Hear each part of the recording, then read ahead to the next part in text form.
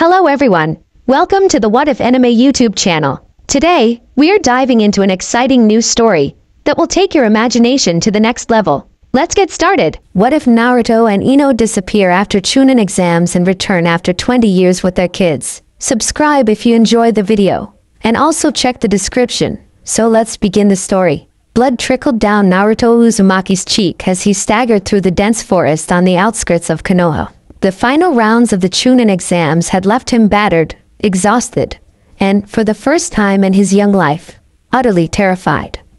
Not for himself, but for what he had just discovered. "Slow down, idiot," Ino Yamanaka hissed, her platinum blonde hair disheveled as she struggled to keep pace with him.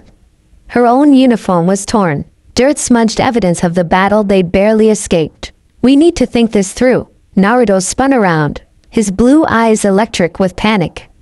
"There's no time. If what we saw is true," his voice cracked, "they're going to come for all of us." For the village, moonlight sliced through the canopy above them, casting dappled shadows across Ino's face as she caught up to him. The forest seemed to breathe around them, ancient trees creaking in the night wind. Something about their whispers seemed to echo Naruto's fears. "I know what we saw," Ino replied, her voice steadier than her trembling hands. "But running away isn't the answer. We need to tell the Hokage, tell our senseis. They won't believe us." Naruto slammed his fist against the tree trunk, splintering the bark. The pain grounded him, momentarily cutting through his panic. "Or worse, they'll think it's connected to the Nine Tails. They'll lock me up before we can warn anyone." The revelation they'd stumbled upon during the chaos of the chunin exams finale hung between them like a physical weight. While everyone had been focused on the invasion, while Sasuke had chased after Gaara, they had accidentally uncovered something far more sinister. An ancient plot that stretched back beyond the founding of the hidden villages. "Then we gather evidence," Ino countered, grabbing his arm. Her touch was electric, desperate. "We can't just vanish, Naruto. Think about Sakura, about your team.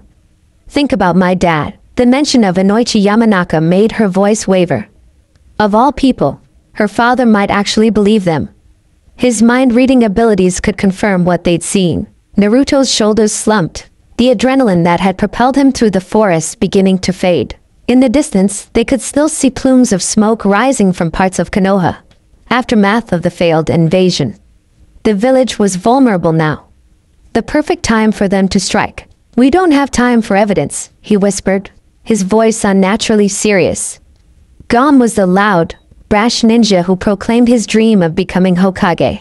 In his place stood a young man faced with an impossible choice. "They're moving tonight." That's what the scroll said.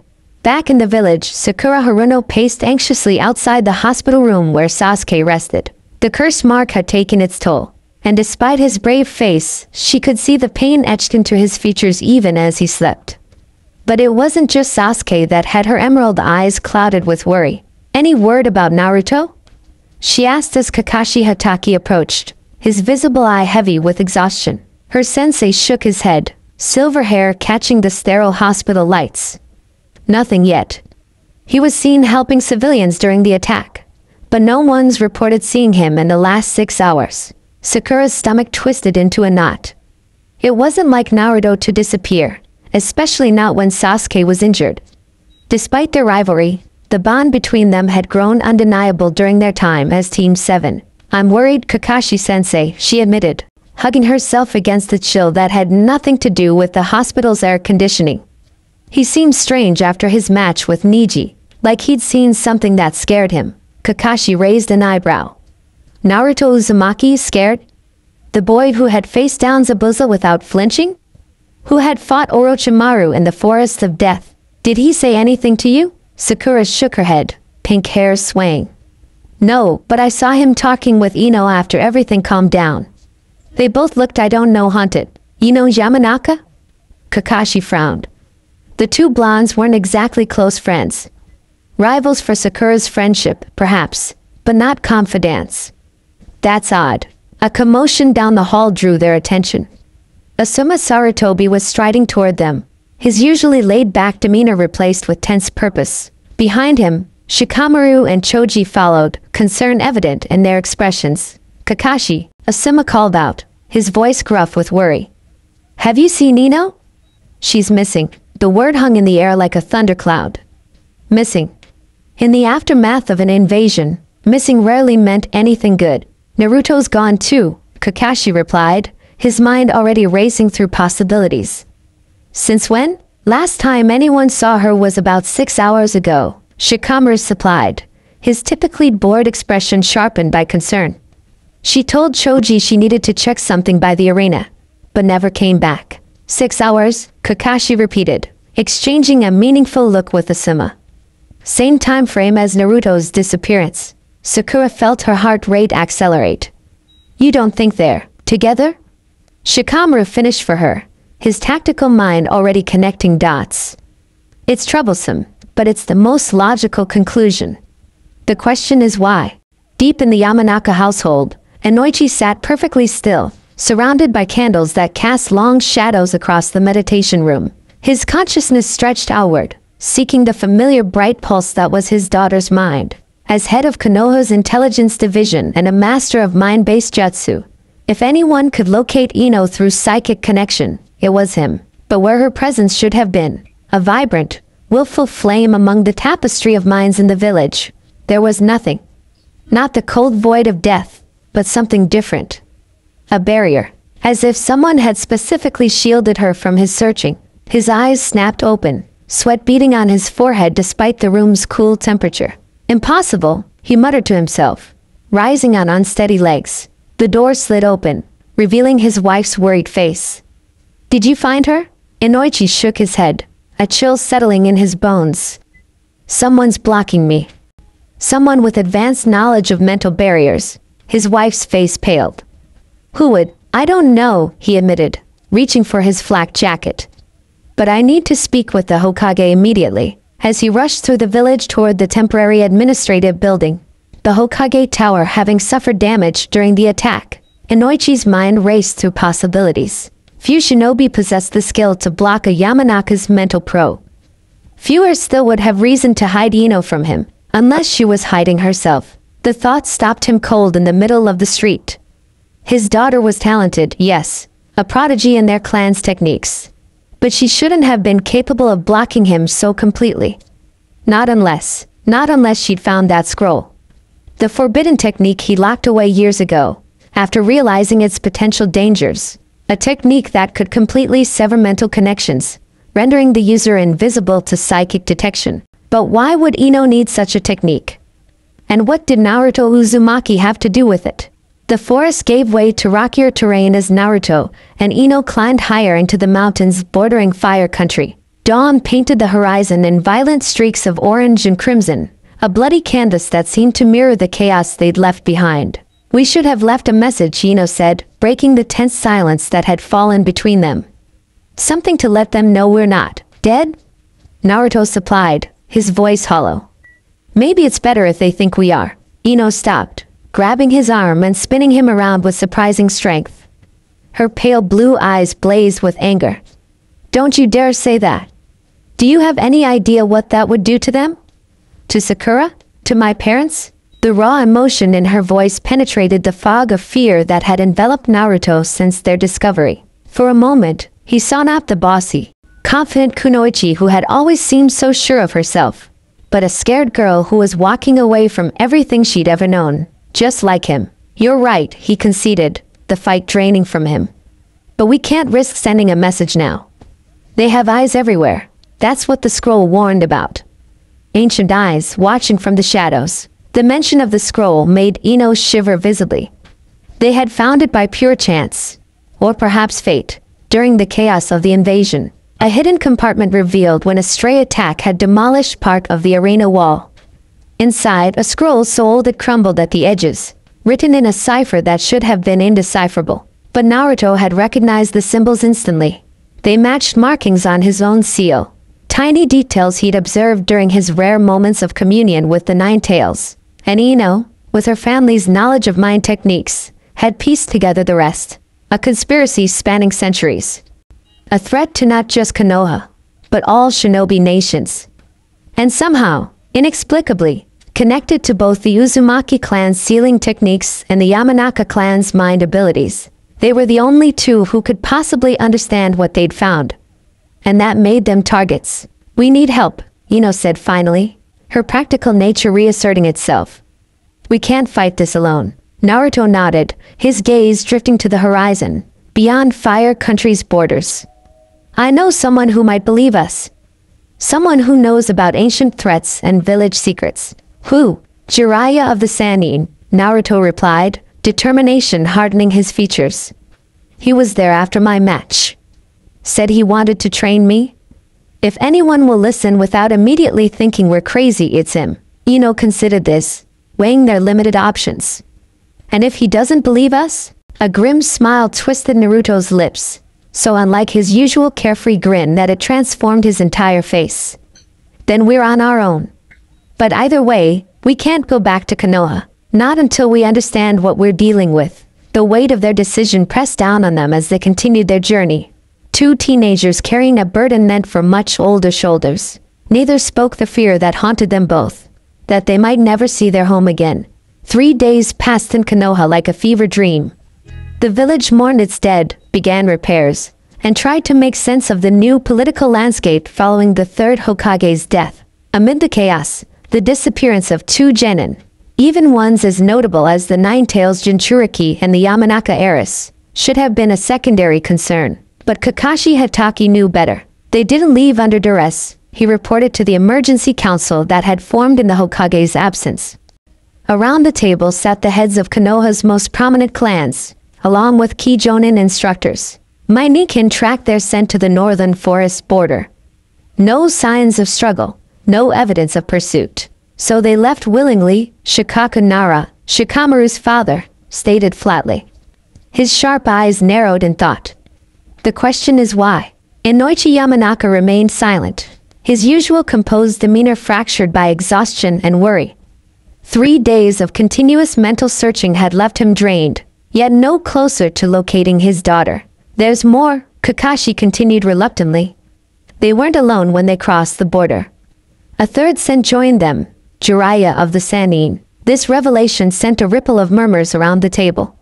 Jiraiya was respected, powerful, but also unpredictable, known for his wandering lifestyle and intelligence network as much as his legendary fighting prowess. Has anyone been able to contact Jiraiya? Demanded Danzo Shimura, his visible eye cold with calculation. As always, the elder councilman's interest in Naruto made Kakashi uneasy. No, Asuma replied, lighting a cigarette despite the formal setting. No one had the heart to reprimand him, which is unusual. Jiraiya typically maintains some communication with the village, especially in crisis situations. Danzo's fingers drummed a slow rhythm against the table. The Nine-Tails Jinchuriki vanishes with the Sannin known for his spy network, along with the daughter of our intelligence division head. This is not coincidence. Are you suggesting my daughter and Jiraiya-sama have absconded with the Nine-Tails? Inoichi's voice was dangerously quiet, a kunai wrapped in silk. I'm suggesting, Danzo replied evenly, that we consider all possibilities, including that they may have discovered something they weren't meant to know. The room fell silent at this, each person present acutely aware of Konoha's labyrinthine history of secrets. The village hidden in the leaves was also the village built on hidden truths, some of which were buried for good reason. Whatever the case, Shikaku interjected, breaking the tense silence. We need to focus on the village's immediate needs. Without a Hokage, we're vulnerable. Finding 2 genin, even important ones, must be secondary to securing Konoha's future. Kakashi watched as heads nodded around the table, the practical wisdom of Shikaku's words settling over them. But he couldn't shake the nagging sense that they were missing something critical. Naruto would never abandon the village without a compelling reason. And for Ino Yamanaka to join him? It defied all logic unless the threat they perceived was genuine. I request permission to continue the search, Kakashi said, his visible eye fixed on Danzo, who seemed poised to object. A small team, operating discreetly. If Naruto and Ino are in danger, or if they know of a danger to Konoha, we need to find them. Before Danzo could respond, Inoichi spoke up. I second this.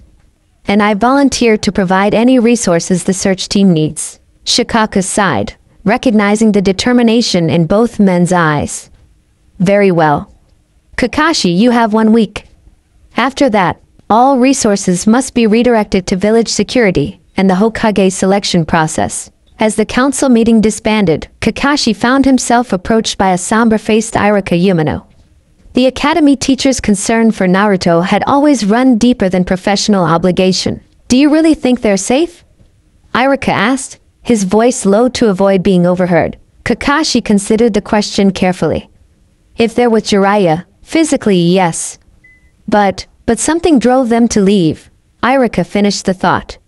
Something frightened them enough to abandon everything they care about. The observation hung between them, unspoken but understood. What could possibly frighten Naruto Uzumaki, the boy who faced every challenge with unflinching determination? What secret could be terrible enough to drive away the loudest, most ambitious genin Konoha had produced in a generation?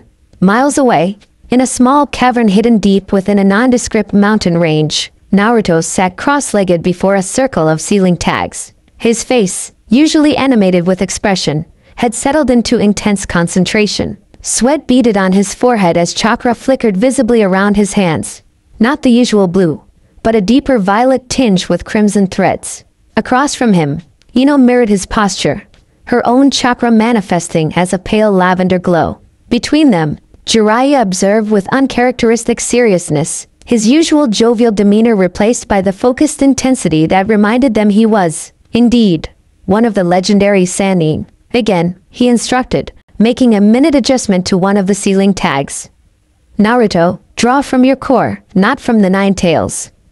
Ino, extend your consciousness to the perimeter of the seal, but no further." Both teenagers nodded, redoubling their concentration. The air in the cavern grew heavy with chakra, pressing against their skin like an incoming storm. "Master Jiraiya," Ino said through gritted teeth, maintaining her focus on the complex technique they were attempting. "Do you think they're looking for us?" The white-haired Sannin's face softened momentarily. For all their determination and discovery, they were still children, barely 13, thrust into circumstances that would challenge even seasoned jonin.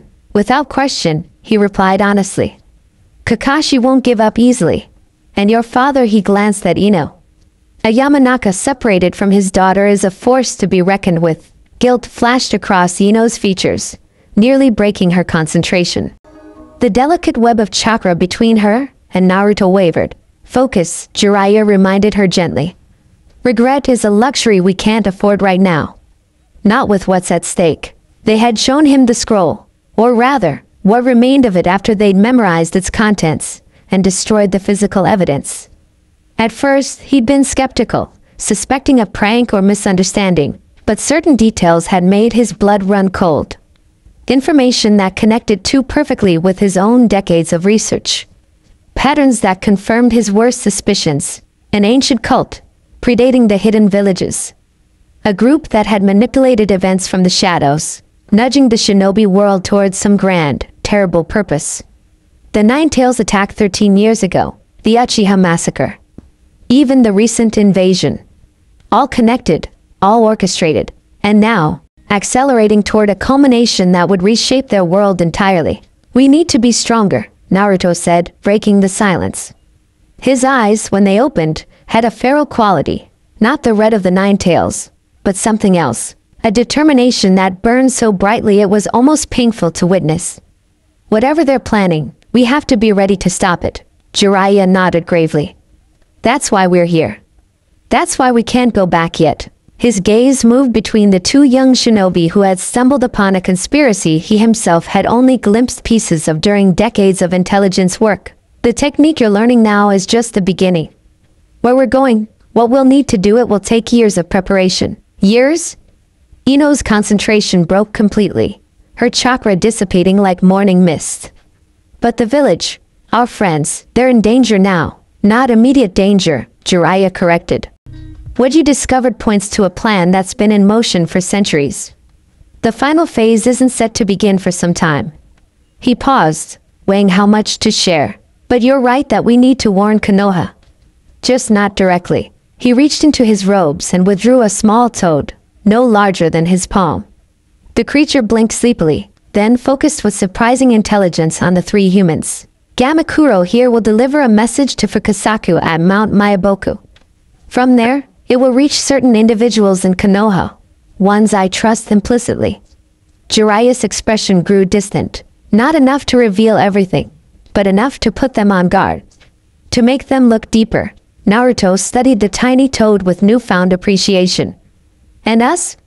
What do we do while they're investigating? Jiraiya's face hardened, the legendary shinobi fully present in a way few ever witnessed. We prepare. We train. We gather allies from places beyond the reach of those who would hunt you. Hunt us? Ino echoed, a chill running down her spine despite the cabin's warmth. Make no mistake, Jiraiya said solemnly. Once they realize what you know, what you might become capable of, they will never stop searching. The technique you're learning now, binding your chakra signatures to appear as ordinary civilians, is just your first line of defense. The weight of his words settled over them.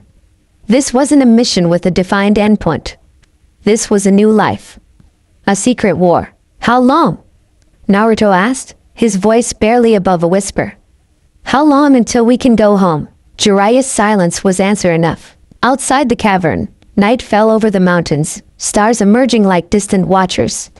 In Konoha, teams of ANBU continued their search, unaware that their quarry had already moved beyond their reach. And deeper still, ancient eyes stirred, sensing disruption and carefully laid plans. The pieces had been scattered. The board reset, and two young shinobi, never meant to be players in this deadly game, had unwittingly become its central figures. The vanishing act was complete. Now, the true challenge began. Dawn broke over Konoha like liquid gold, spilling across the carved faces that watched over the village. 6 faces now. The monument expanded to accommodate the village's growth and changes. The weathered stone visages of the first, second, and third Hokages remained steadfast, joined by Tsunade, Kakashi, and finally, Konoha's current leader.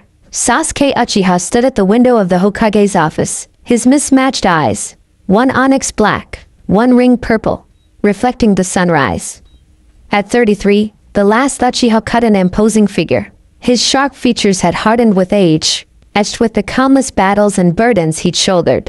The flowing white Hokage robes seemed at odds with his natural intensity, yet he wore them with undeniable authority. "You're brooding again," came a familiar voice from the doorway. Sasuke didn't turn. He didn't need to. "I'm thinking, Sakura."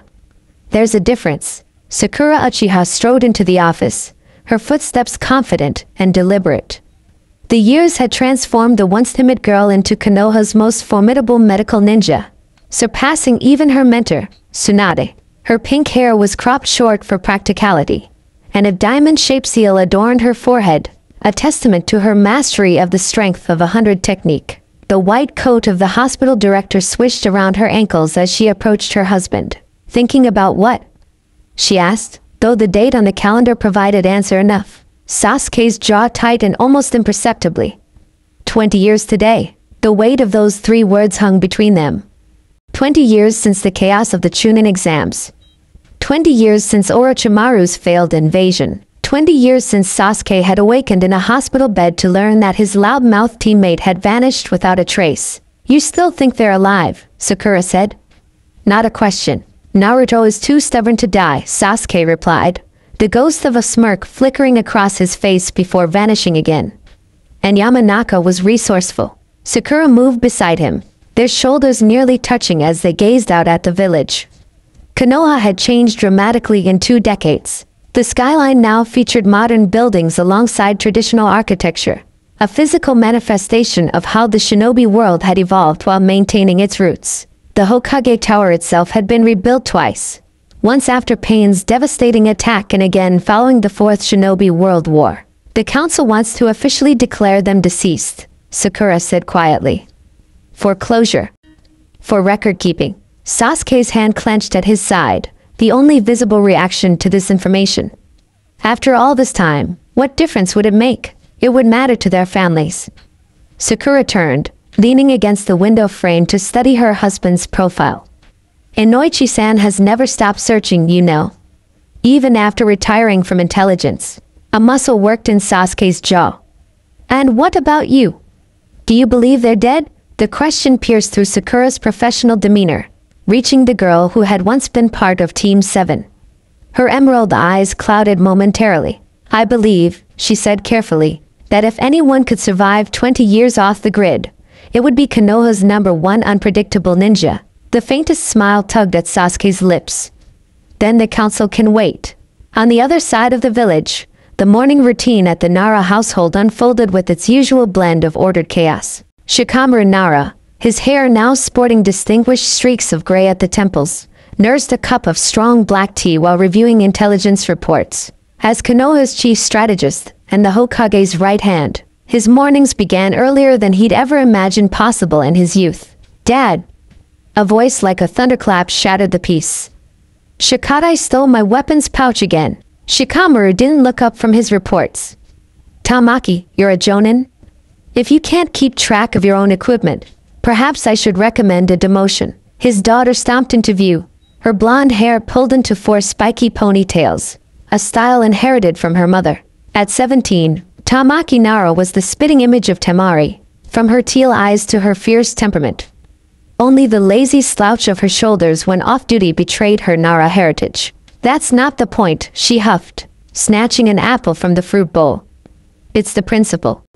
He's a little pest." "I'm 14, not a pest," came another voice as Shikadai sauntered in, hands stuffed in pockets in a gesture so reminiscent of his father that it was almost comical. Unlike his sister, Shikadai was Nara through and through, from his perpetually bored expression to his pineapple-styled hair. "And I only took it because she'd borrowed my shogi set without asking." Shikamaru pinched the bridge of his nose. "Troublesome," he muttered, the familiar word worn smooth with decades of use. "Tamaki, you're leading a border patrol at noon.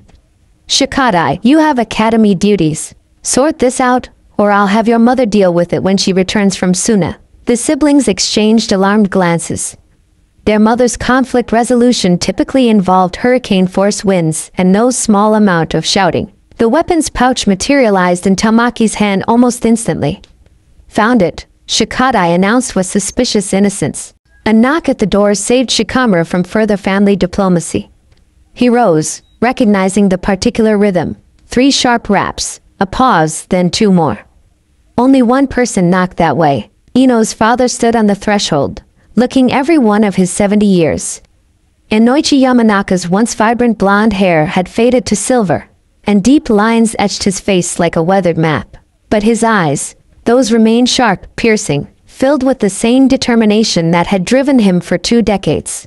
"Inoichi-san," Shikamaru greeted him with genuine respect, stepping aside to let the elder enter. "Tea? No time," Inoichi replied, his voice roughened by age but no less authoritative. "I need you to come with me.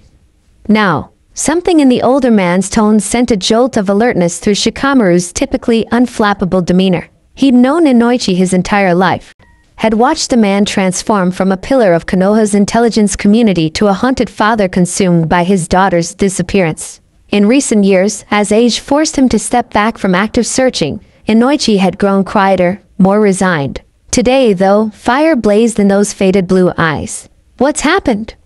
Shikamaru asked, already reaching for his flak jacket.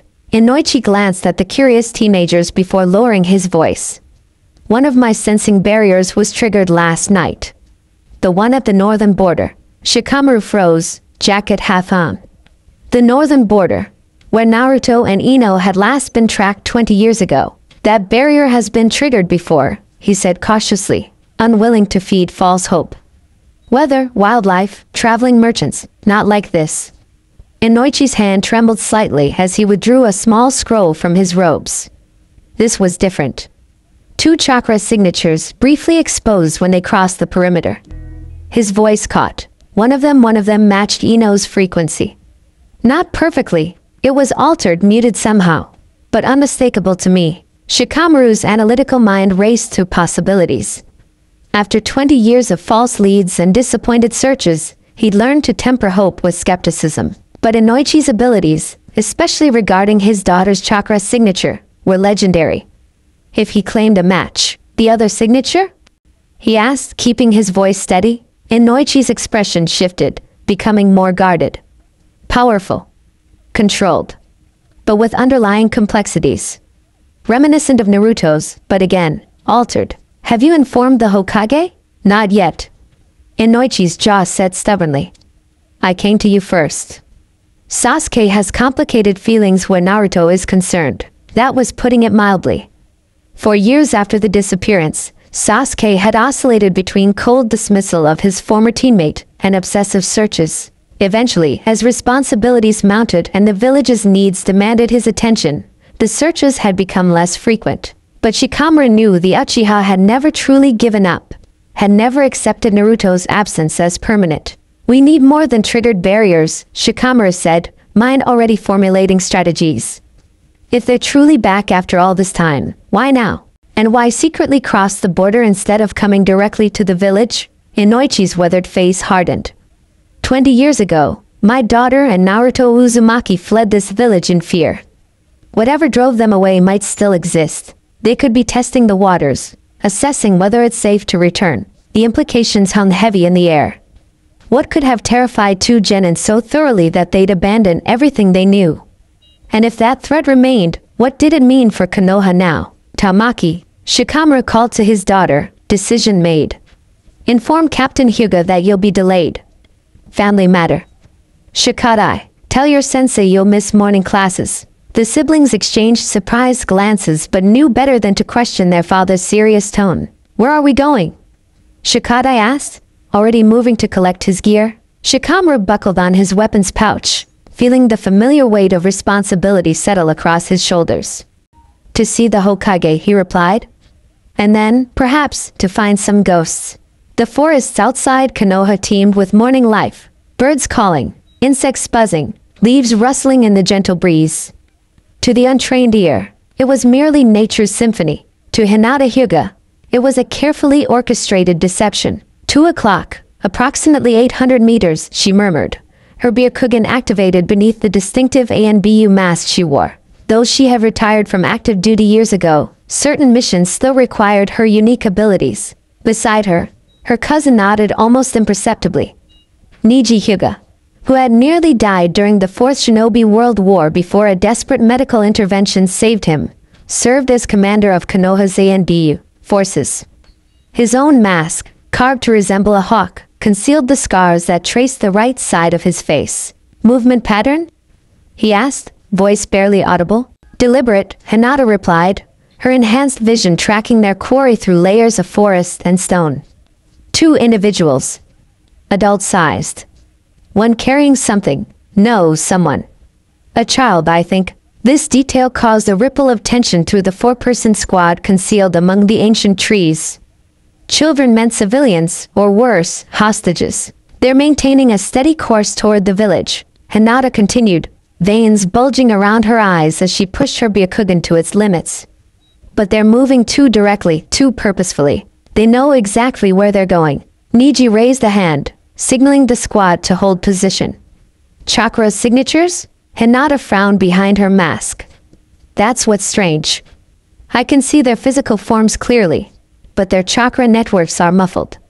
Like looking at the sun through heavy clouds. There's power there, but it's being actively suppressed. Genjutsu? Suggested one of the other ANBU, a sensotype who had been straining his own abilities without success. No, Hinata replied with quiet certainty. This is something else. A sealing technique, perhaps. Advanced? I've never seen anything like it. Neji absorbed this information silently. 20 years as an ANBU captain had taught him to trust Hinata's observations implicitly. If she couldn't clearly read their chakra signatures, it meant they were dealing with shinobi of exceptional skill. New orders, he decided. We observe only. No engagement unless they demonstrate hostile intent. All circle around to their projected path. Mantis, fall back to secondary position and prepare Messenger Hawk for the Hokage. As the squad dispersed with fluid efficiency, Neji remained beside his cousin, both Byakugan users tracking the mysterious travelers. What are you thinking? Hinata asked softly, knowing her cousin's analytical mind would be processing possibilities. Neji's mask concealed his expression, but his voice carried a rare note of uncertainty. 20 years ago today, 2 genin vanished from Konoha. Today, 2 chakra-concealed individuals approach with purpose. He paused. The timing seemed significant. Hinata's breath caught. Unlike some, she had never fully accepted that Naruto was gone forever. Something in her heart, the same part that had recognized his indomitable spirit even as a shy academy student, refused to believe he could be extinguished so easily. "If it is them," she whispered, "why return now?" "After so long?" "That," Niji replied grimly, "is what concerns me most." In a small clearing 6 kilometers from Konoha's main gate, a girl of about 15 years stood with her hands on her hips, surveying their surroundings with undisguised fascination. Her long blonde hair fell in a wild cascade down her back, shimmering with hints of gold that seemed almost unnatural in the dappled forest light. Bright blue eyes, startlingly intense, darted from tree to tree, taking in every detail with hungry curiosity. "So this is Fire Country," she said, her voice carrying a strange accent, as if she'd learned the language perfectly but from someone with their own unique inflection. "Doesn't look that special to me." "Minako," came a warning voice from behind her. "Maintain sensory discipline." The girl, Minako, rolled her eyes with teenage exasperation. "We're literally in the middle of nowhere, Mom. Who's going to hear me?" "The squirrels?" Stepping into the clearing was a woman whose very presence seemed to command the forest around her. Tall and lithe, with platinum blonde hair pulled into a practical braid that reached the middle of her back. At 33, Ino Yamanaka carried herself with the deadly grace of a seasoned kunoichi. Every movement precise, controlled, yet fluid. The 2 decades away from Konoha had transformed the once vain girl into a woman of striking beauty and unmistakable deadliness. Lines of fatigue etched her face, evidence of their long journey. She wore nondescript travel clothes, muted greens and browns designed to blend with the forest. But the quality and customization spoke of resources and preparation.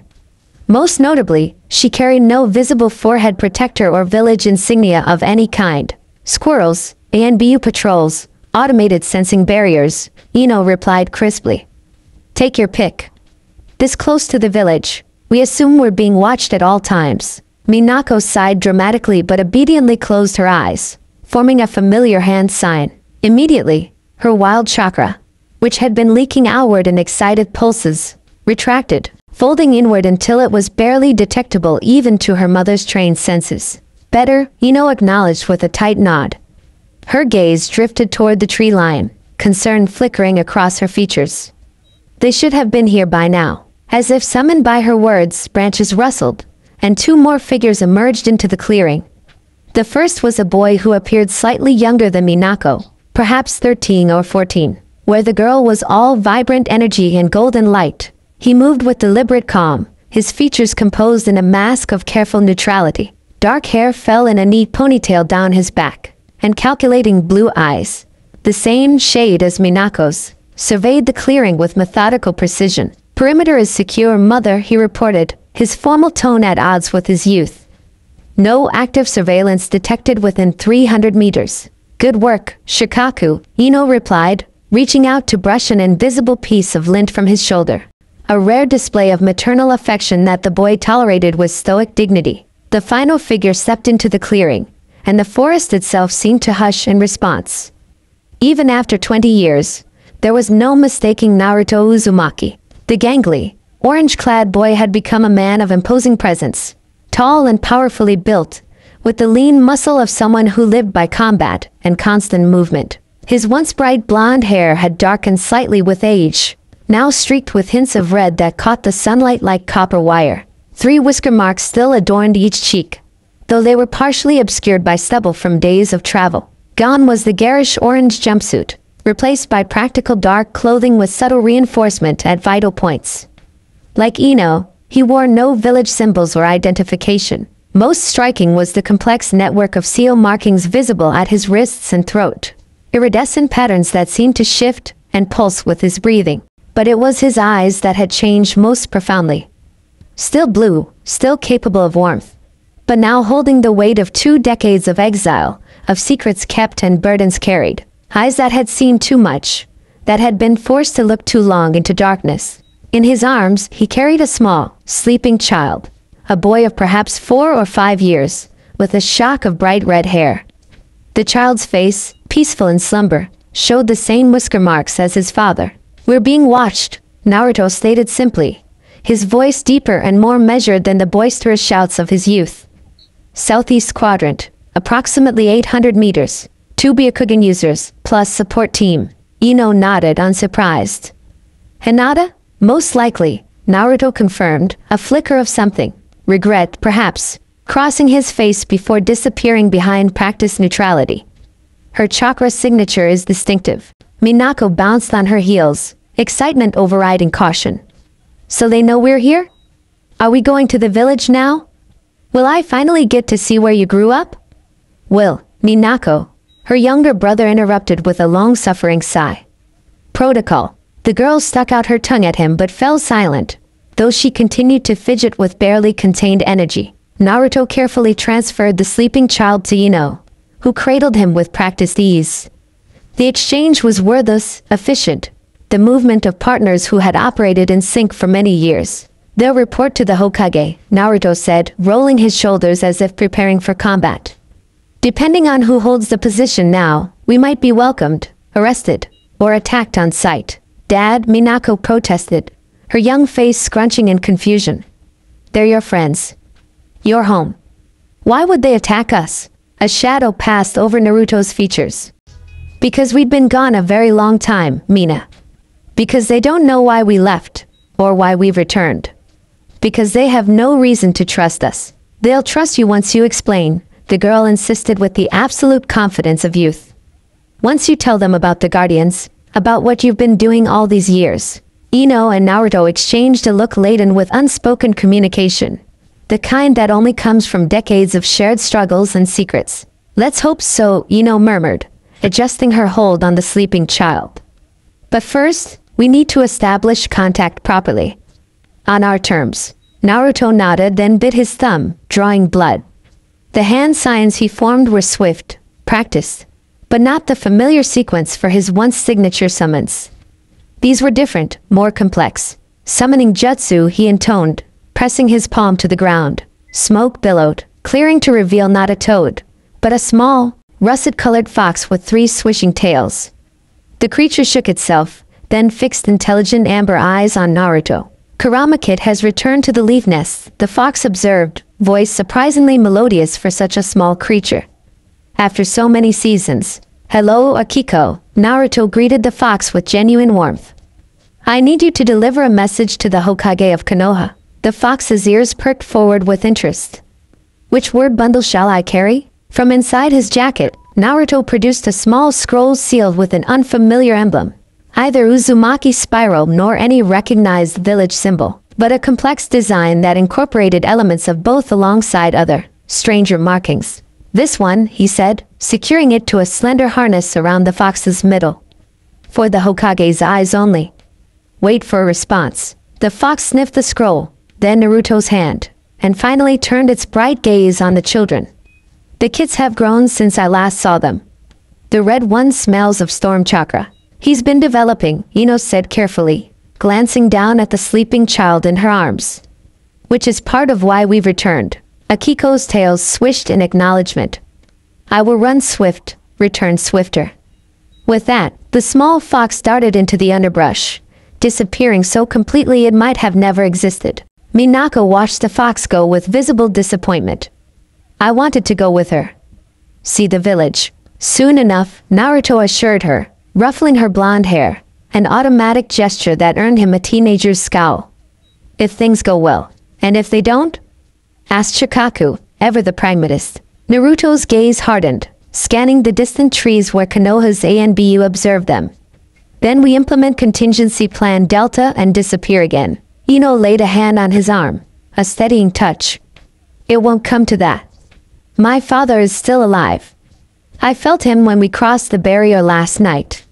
He'll know it's us. A lot can change in 20 years, Naruto replied grimly. People, loyalties, priorities. He glanced down at the sleeping red-haired child. We have to be prepared for any outcome. Minako looked between her parents, her earlier excitement dimming. For all her youthful exuberance, she wasn't naive. She'd grown up in hidden compounds and remote villages, raised on constant vigilance and contingency plans. The children of Naruto Uzumaki and Ino Yamanaka had never known a true home, had never experienced the safety most took for granted. I think, she said softly, uncharacteristically serious, they'll be glad you're alive. whatever else happens. Naruto's expression softened as he looked at his daughter. In her optimism, her irrepressible spirit, he sometimes saw echoes of who he had once been, before the scroll, before the discovery that had changed everything. "We'll know soon enough," he said, glancing up at the sky. The morning was advancing, the sun climbing higher.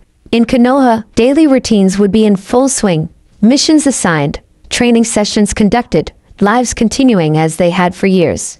Lives that had continued without them for 2 decades. And now, Ino announced, brisk and practical as ever, "We wait." The Hokage's office erupted into controlled chaos the moment Shikamaru and Inoichi arrived with their news. 2 decades of diplomatic experience couldn't entirely mask Sasuke's reaction. A flash of raw emotion quickly contained, but visible to those who knew him best. "Repeat that," he commanded, standing so abruptly that his chair skidded backward. "Exactly as you experienced it." Inoichi stepped forward, back straight despite his years. At approximately 0200 hours, the northeastern sensing barrier registered 2 chakra signatures crossing into fire country territory. One matched my daughter's baseline frequency by approximately 73%. Enough variation to suggest substantial change or deliberate suppression, but the fundamental pattern was unmistakable. "And the second signature?" Sasuke pressed, his mismatched eyes intense. Inoichi hesitated, glancing at Shikamaru before continuing. "Complex. Powerful. Multi-layered in a way that's consistent with Jinchuriki patterns. But again, heavily suppressed." Sasuke's hand clenched on the edge of his desk, wood creaking under the pressure. "Where are they now?" "Captain Hyuga's team has them under surveillance approximately 6 kilometers northwest of the main gate," Shikamaru supplied, having received an update via Messenger Hawk en route to the Hokage's office. "4 individuals, 2 adults, 2 adolescents. Maintaining position, no hostile actions." "4?" Sakura echoed, having joined them minutes after their arrival. "Who are the others?" The implication hung in the air, unspoken but undeniable. If the 2 adults were indeed Naruto and Ino, unknown, Shikamaru replied evenly. "Captain Hyuga reports limited visibility of chakra networks. Some kind of suppression technique is in use, but visual confirmation suggests 2 young people, likely early to mid-teens, traveling with the adults. Their children," Inoichi whispered, the words hitting the room like explosive tags.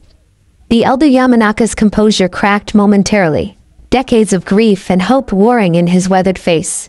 "After all this time, my grandchildren." Sasuke paced to the window, a predator contained in too small a space. "We need confirmation. Concrete identification before we..." A sharp rap at the window interrupted him. All eyes turned to see a small, 3-tailed fox perched on the sill, a scroll secured to its back. For a moment, no one moved. Konoha had no contracted fox summons, hadn't since the era of Madara Uchiha. Yet here was an unmistakable messenger, bearing what could only be communication from their mysterious visitors. Sasuke's jaw tightened. With deliberate control, he unlatched the window. The fox hopped inside, landing gracefully on his desk and fixing amber eyes on the Hokage with unsettling intelligence. "Message for the fire shadow," it announced in a melodious voice. "From the guardian of the spiral path, and the keeper of hidden minds." Sakura inhaled sharply. Poetic titles, but the meaning was clear enough. Spiral, Uzumaki. Hidden minds, Yamanaka. The fox continued, "I am instructed to deliver this to the Hokage's hand alone and await response." Sasuke's expression remained impassive as he untied the scroll from the fox's harness. The seal that secured it, unfamiliar yet containing elements he recognized, pulsed faintly with chakra as his fingers touched it. A security measure, Shikamaru observed.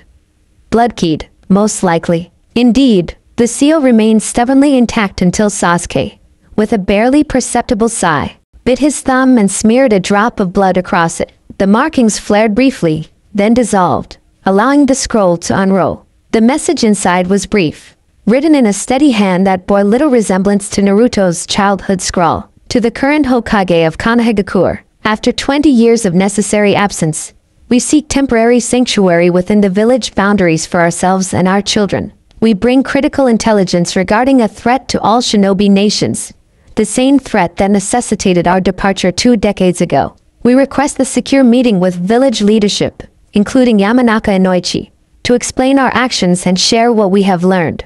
As proof of identity and good faith, the reverse of this scroll contains a seal formula known only to Jiraiya of the Sannin and his final apprentice. We await your response at the coordinates where this messenger found you.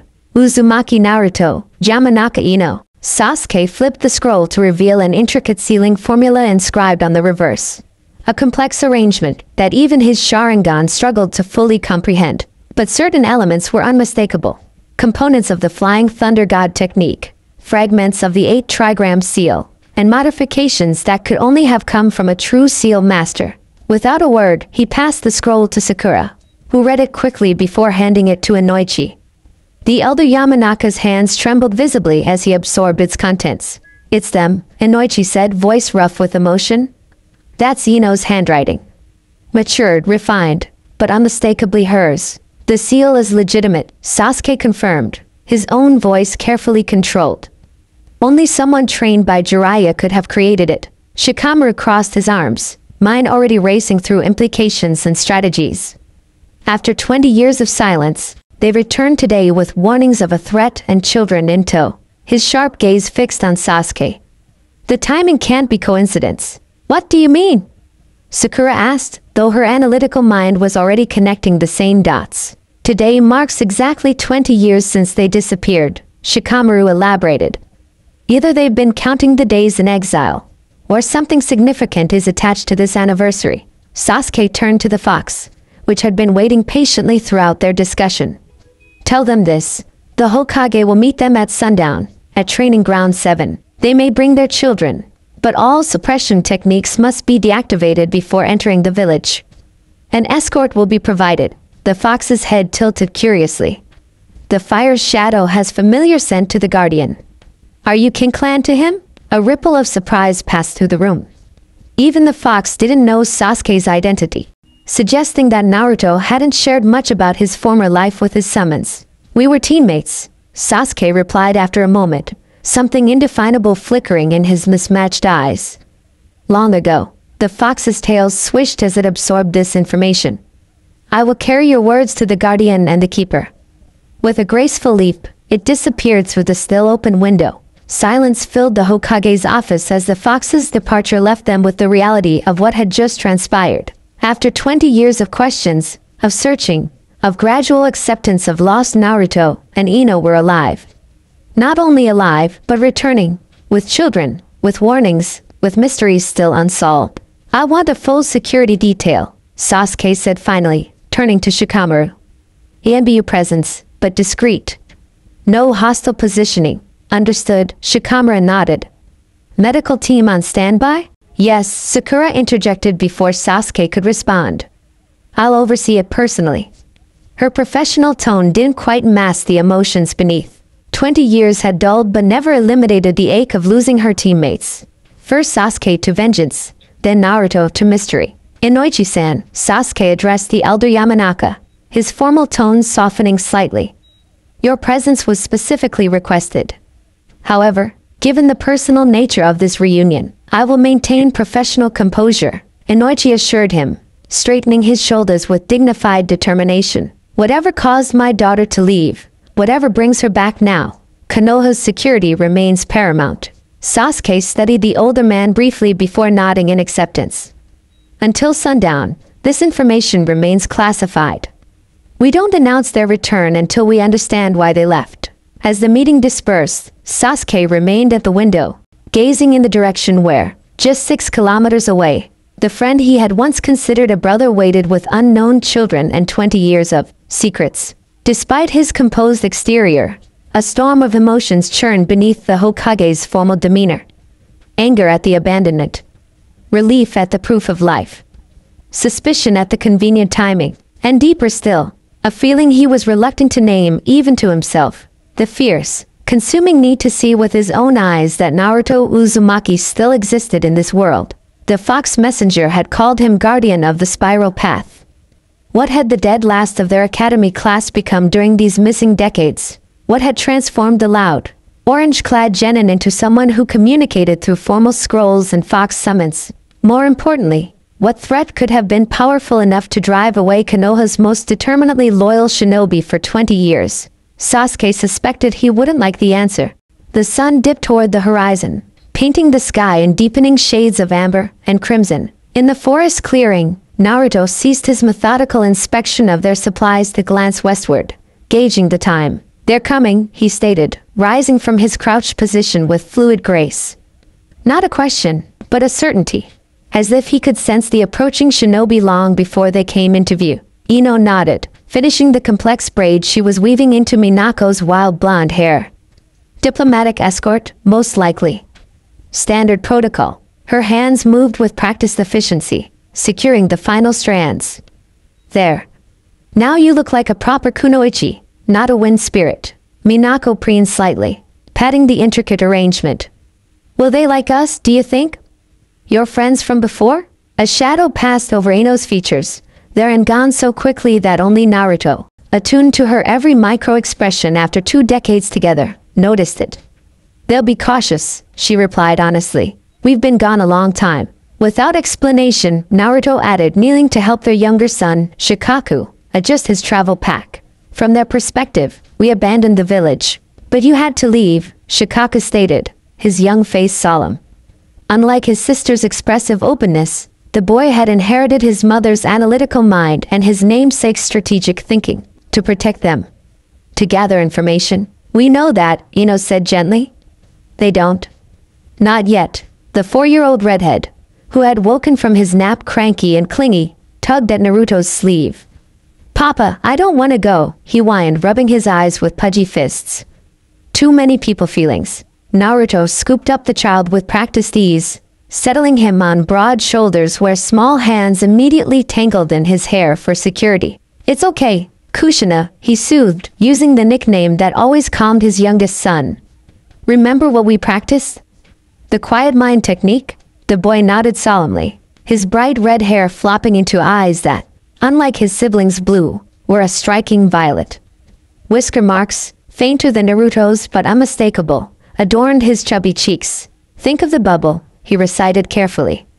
"Keep feelings inside the bubble." "That's right," Naruto confirmed, a proud smile warming his weathered features. "You're getting very good at it." Ino approached, brushing a gentle hand over the child's hair. "And if it gets too overwhelming, what do you do?" "Hold Mama's hand," the boy replied promptly. "Or Papa's. And think of the mountain cave where it's quiet." The simple exchange revealed volumes about their family dynamics. About a child clearly sensitive to emotional energy. About parents accustomed to managing his unique needs. It spoke of years of careful teaching, of adaptations made for abilities that set him apart. Minako bounced impatiently nearby, unable to contain her excitement despite her 14 years. "I can sense them now," she announced. 4 no, 5 chakra signatures. 2 are really strong. Naruto exchanged a glance with Ino. "Recognize any of them?" Ino closed her eyes briefly, extending her senses outward in a technique far more refined than the basic detection she'd learned as a genin. "Niji Hyuga," she confirmed after a moment, and her eyes snapped open, surprise evident. "Kakashi, Hataki's still active?" Naruto's eyebrows rose in genuine surprise. "He'd be, what, 48, Ino calculated. Not that old for an elite jonin. Especially one who became Hokage. This information, gleaned from careful intelligence gathering over the years, still felt strange to voice aloud. Their former sensei, the perpetually late, chronically lazy Kakashi, had risen to lead the village they'd fled. "Show time," Naruto murmured as the forest around them shifted subtly. The almost imperceptible change in air pressure that signaled the arrival of skilled shinobi attempting to remain undetected. They emerged from the trees like ghosts, 5 ANBU operatives in standard masks and armor, moving with the synchronized precision of a long-established team. At their center walked a figure both familiar and changed, Niji Hyuga. His ANBU mask pushed up to reveal a face more lined than they remembered, the right side marked by a jagged scar that tugged at the corner of his eye. "Uzumaki. Yamanaka." His formal greeting carried no warmth, no indication of their shared past. "By order of the 7th Hokage, you are granted temporary entry to Konoha for the purpose of intelligence exchange." Naruto stepped forward, his posture neither submissive nor challenging, the precise diplomatic bearing of someone accustomed to navigating tense political waters. Captain Hyuga, he acknowledged with a respectful inclination of his head. We appreciate the Hokage's consideration. Niji's pale eyes flicked to the children, lingering momentarily on the red-haired boy perched on Naruto's shoulders, then on Minako's curious face, before settling on Shikaku's cool assessment. Something unreadable crossed his features before the ANBU captain's professional mask reasserted itself. The terms of entry require deactivation of all chakra suppression techniques before crossing the village boundary, he stated, returning his attention to the adults. Standard security protocol. Ino nodded. Understood. We'll comply at the designated checkpoint. If Niji was surprised by her easy acquiescence, he didn't show it. Follow me. Maintain formation with my team. No deviation from the assigned route. As the ANBU escort arranged themselves, 2 ahead, 2 behind, Niji alongside. Minako sidled closer to her father, lowering her voice to an excited whisper that was nonetheless clearly audible to everyone. Is that really the Niji Hyuga? From your stories? The one who fought you in the chunin exams? A flicker of something, amusement, perhaps, or long-buried memory, passed across Niji's stoic features before he could suppress it. Naruto's hand came to rest on his daughter's shoulder, either confirming nor denying, but the slight squeeze conveyed volumes. Later. Questions later. As they began moving toward Konoha, the setting sun at their backs cast long shadows before them, stretching toward the village like reaching fingers. 20 years of absence telescoped into these final moments of return, each step carrying them closer to confronting the past they'd fled and the people they'd left behind. On Naruto's shoulders, little Kushino leaned down to whisper in his father's ear, voice tremulous with uncertainty. Papa, why is everyone so scared angry? Naruto reached up to steady the boy with one strong hand. Because change is difficult, little one, he replied softly. Even necessary change. Ahead, through gaps in the ancient trees, the walls of Konoha became visible. Higher than they remembered, reinforced with modern materials alongside traditional construction. Beyond those walls waited judgment, reunion, and the beginning of revelations that would shake the shinobi world to its foundations. After 20 years of running, of hiding, of gathering intelligence and strength in equal measure, they were finally coming home.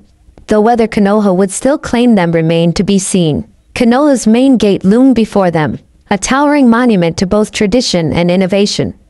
The familiar red arch remained, though reinforced with modern materials that gleamed in the dying sunlight. Massive wooden doors, carved with intricate patterns that hadn't existed 20 years ago, stood partially open, revealing the village beyond. Naruto's steps faltered almost imperceptibly as they approached. For 20 years, this moment had existed only in dreams and contingency plans. Never quite real, never fully imagined. Now, confronted with the physical reality of his former home, he felt a dizzying rush of emotions that threatened to crack his carefully maintained composure. Beside him, Ino's hand brushed against his, the briefest touch, but loaded with 2 decades of shared struggles and unspoken understanding. Her eyes, when they met his, held a storm of her own conflicting feelings, but also resolve. They had come too far to hesitate now. Checkpoint, Niji announced, halting the procession several meters from the gate where a small security station had been constructed. Chakra suppression techniques must be deactivated here. Minako bounced on her toes, barely containing her excitement as she stared at the village entrance. Finally! I've been dying to let loose. It's so uncomfortable keeping everything all squished down. Minako, her brother Shikaku hissed, mortified by her lack of decorum. Ino stepped forward, addressing Niji directly. Captain, before we proceed, our suppression techniques are complex and interconnected. Deactivating them will cause a significant chakra surge. Your sensors should be warned. Niji's scarred face revealed nothing, but he nodded after a moment's consideration. Understood. Security has been briefed to expect anomalous readings. From his perch on Naruto's shoulders, little Kushino clutched tighter at his father's hair, violet eyes wide with apprehension. Too many feelings coming, he whispered, burying his face against Naruto's head. Naruto reached up, gently transferring the boy into his arms. Remember your bubble, Kushino. Just like we practiced.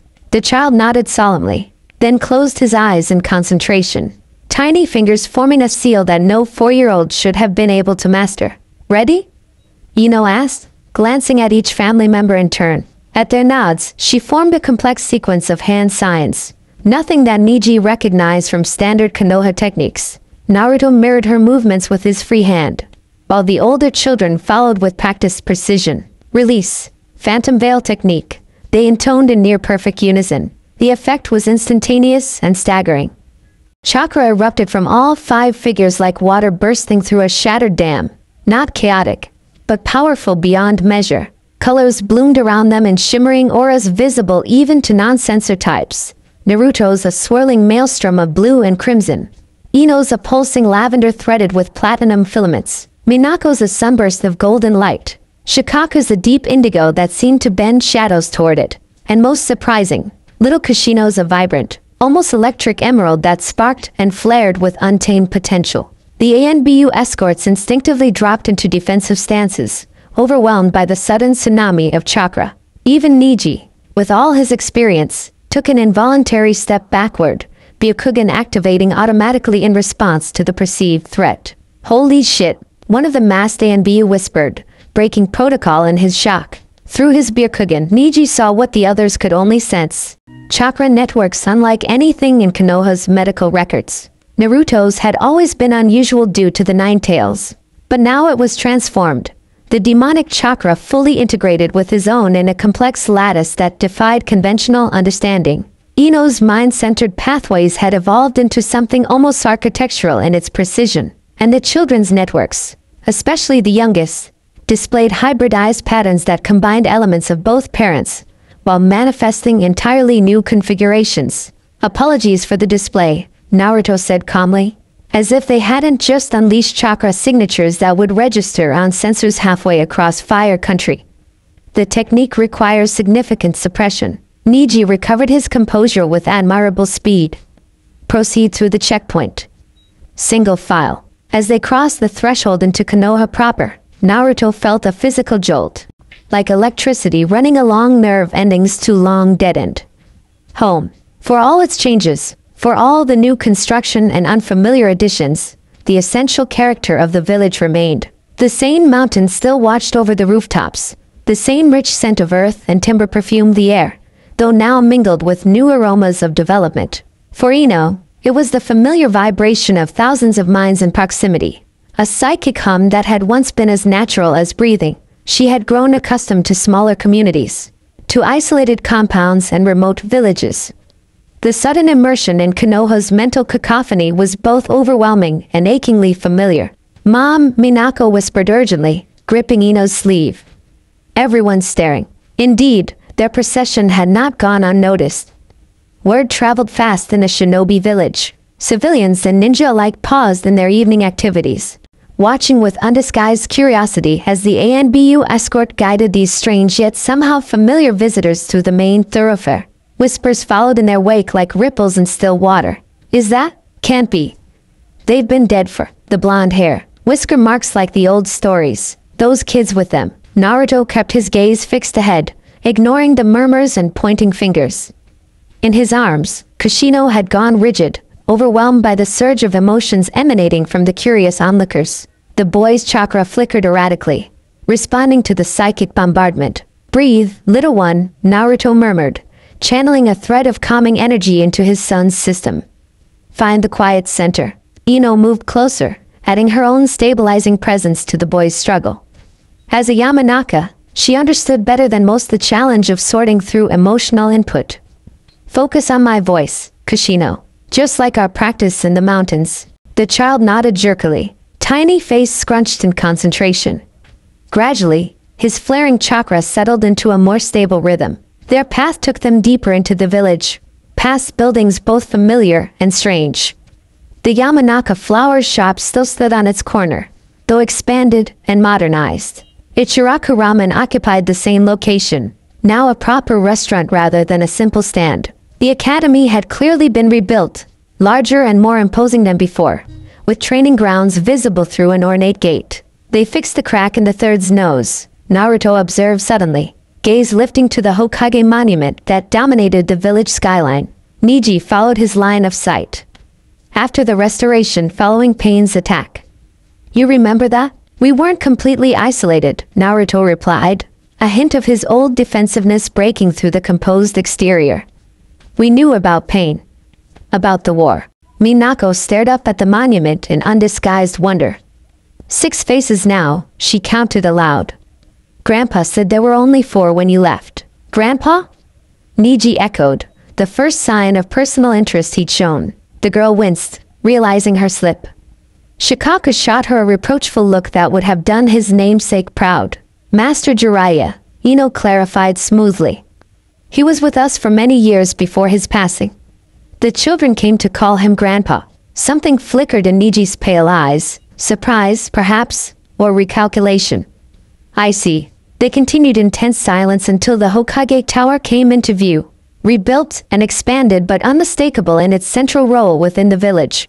Unlike the original, this structure incorporated modern elements alongside traditional architecture, creating a strikingly harmonious blend of old and new. The 7th awaits you in the ceremonial meeting chamber, Niji informed them as they approached the tower's entrance. Security protocols require that you surrender any weapons before proceeding. Of course, Naruto agreed, unslinging a scroll case from his back and handing it over without hesitation. Ino likewise relinquished a slim tanto from her belt and several hidden senbon. The children, having been briefed extensively, followed suit, Minako rather dramatically emptying numerous pockets of shuriken, while Shikaka quietly handed over a set of precision-crafted kunai that looked more suitable for ritual than combat. Kushino doesn't carry weapons, Ino explained when the ANBU looked expectantly at the small redhead. He's 4. Little Kushino chose that moment to produce a small stone from his pocket, offering it up with solemn dignity. It's sharp, he explained seriously. Could hurt someone. The gesture, somewhere between adorable and heartbreaking, caused a ripple of discomfort among the ANBU escorts. Even Niji's stern expression softened momentarily. Thank you for your honesty, he said, accepting the stone with formal gravity that matched the child's own seriousness. Through the tower's entrance they went, up flights of stairs that spiraled higher than Naruto remembered, past offices humming with evening activity. Shinobi of various ranks paused in their duties, shock registering on their faces as they recognized the long-missing ninja.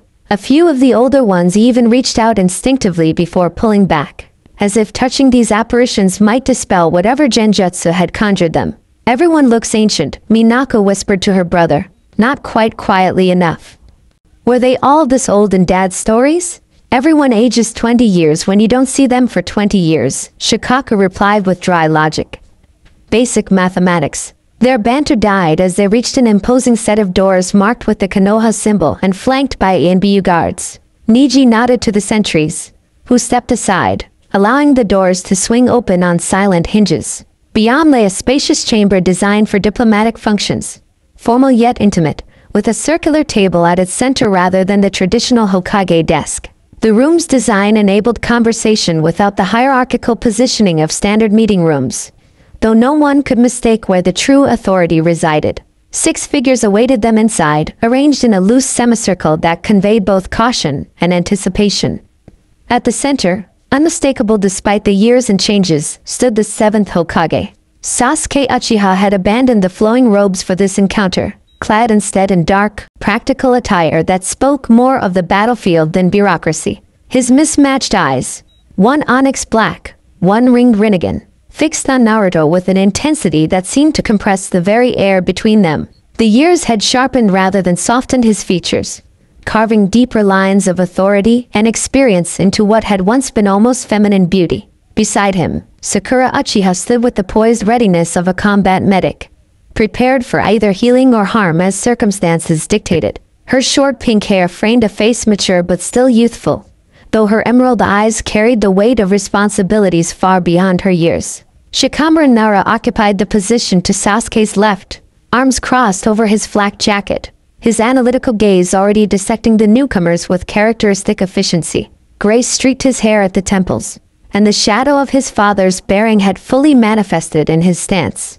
In stark contrast to these familiar faces, the 4th figure provoked an audible gasp from Ino. Inoichi Yamanaka had aged dramatically in 20 years, his once vibrant appearance now weathered by time and grief. Silver hair, Deep lines and slightly stooped shoulders couldn't disguise the core of steel that had made him one of Konoha's most formidable intelligence operatives. His pale blue eyes, so like his daughter's, locked onto Ino with devastating intensity. The final two figures completed the reception committee.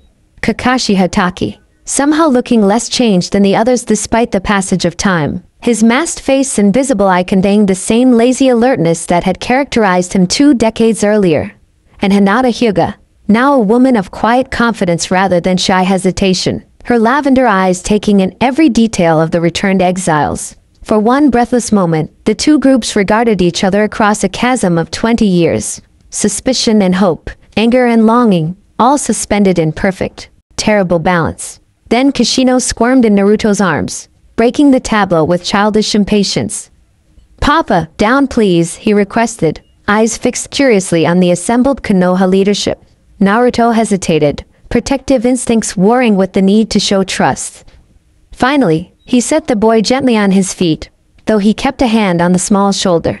It was Sasuke who broke the silence, his deep voice controlled yet resonant with barely suppressed emotion. "Naruto."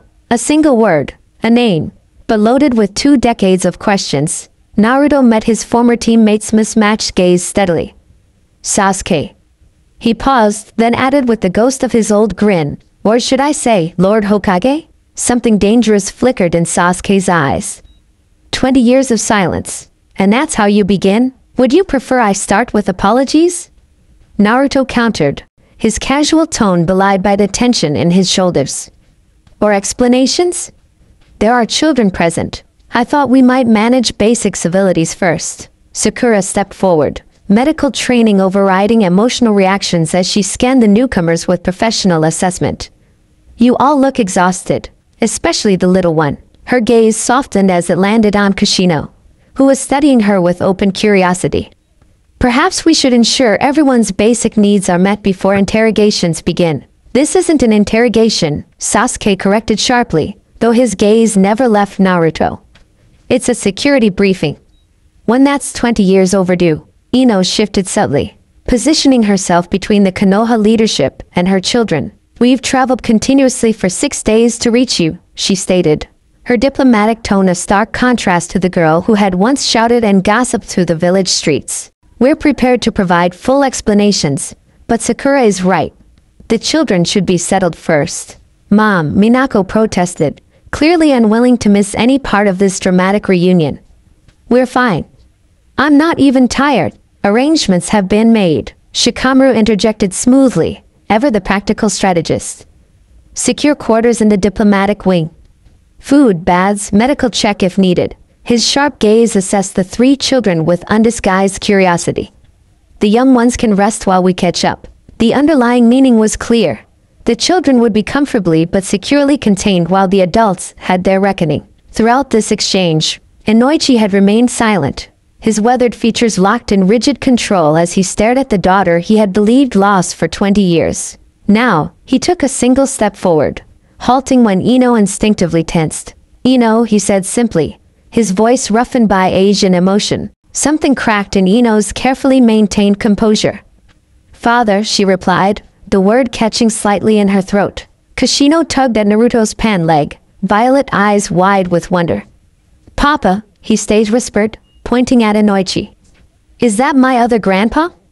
The mind talker won? The innocent question landed like an explosive tag in the tension-filled room.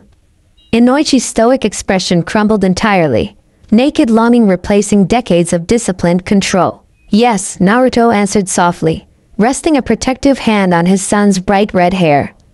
"That's your grandfather." Kishino studied the elderly man with solemn intensity, then announced with childish directness, "Your heart hurts a lot. It's all spiky and blue inside." Inoichi stared at the small boy in stunned silence, the implications of such perceptive ability, especially in one so young, clearly not lost on Konoha's former intelligence chief.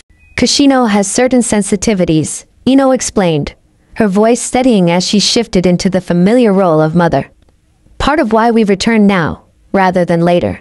"Interesting timing," Sasuke observed coldly. 20 years to the day after your disappearance. One might almost suspect deliberate theatrical flair. Naruto's expression hardened. or one might recognize the significance of cycles and seal matrices, if one had been paying attention to the warning signs. The cryptic response caused visible reactions around the room, particularly from Kakashi, whose visible eye narrowed in sudden, sharp focus. Signs of what, exactly? Sasuke pressed, tension coiling in his stance. Before Naruto could respond, Minako stepped forward impulsively, unable to contain herself any longer. The convergence, obviously, she exclaimed, as if explaining something elementary. The 20-year cycle when the dimensional barriers thin and the gateway can be. Minako! Shikaku hissed, physically pulling his sister back. Classified information protocols. The girl flushed scarlet. Sorry. They're going to find out anyway.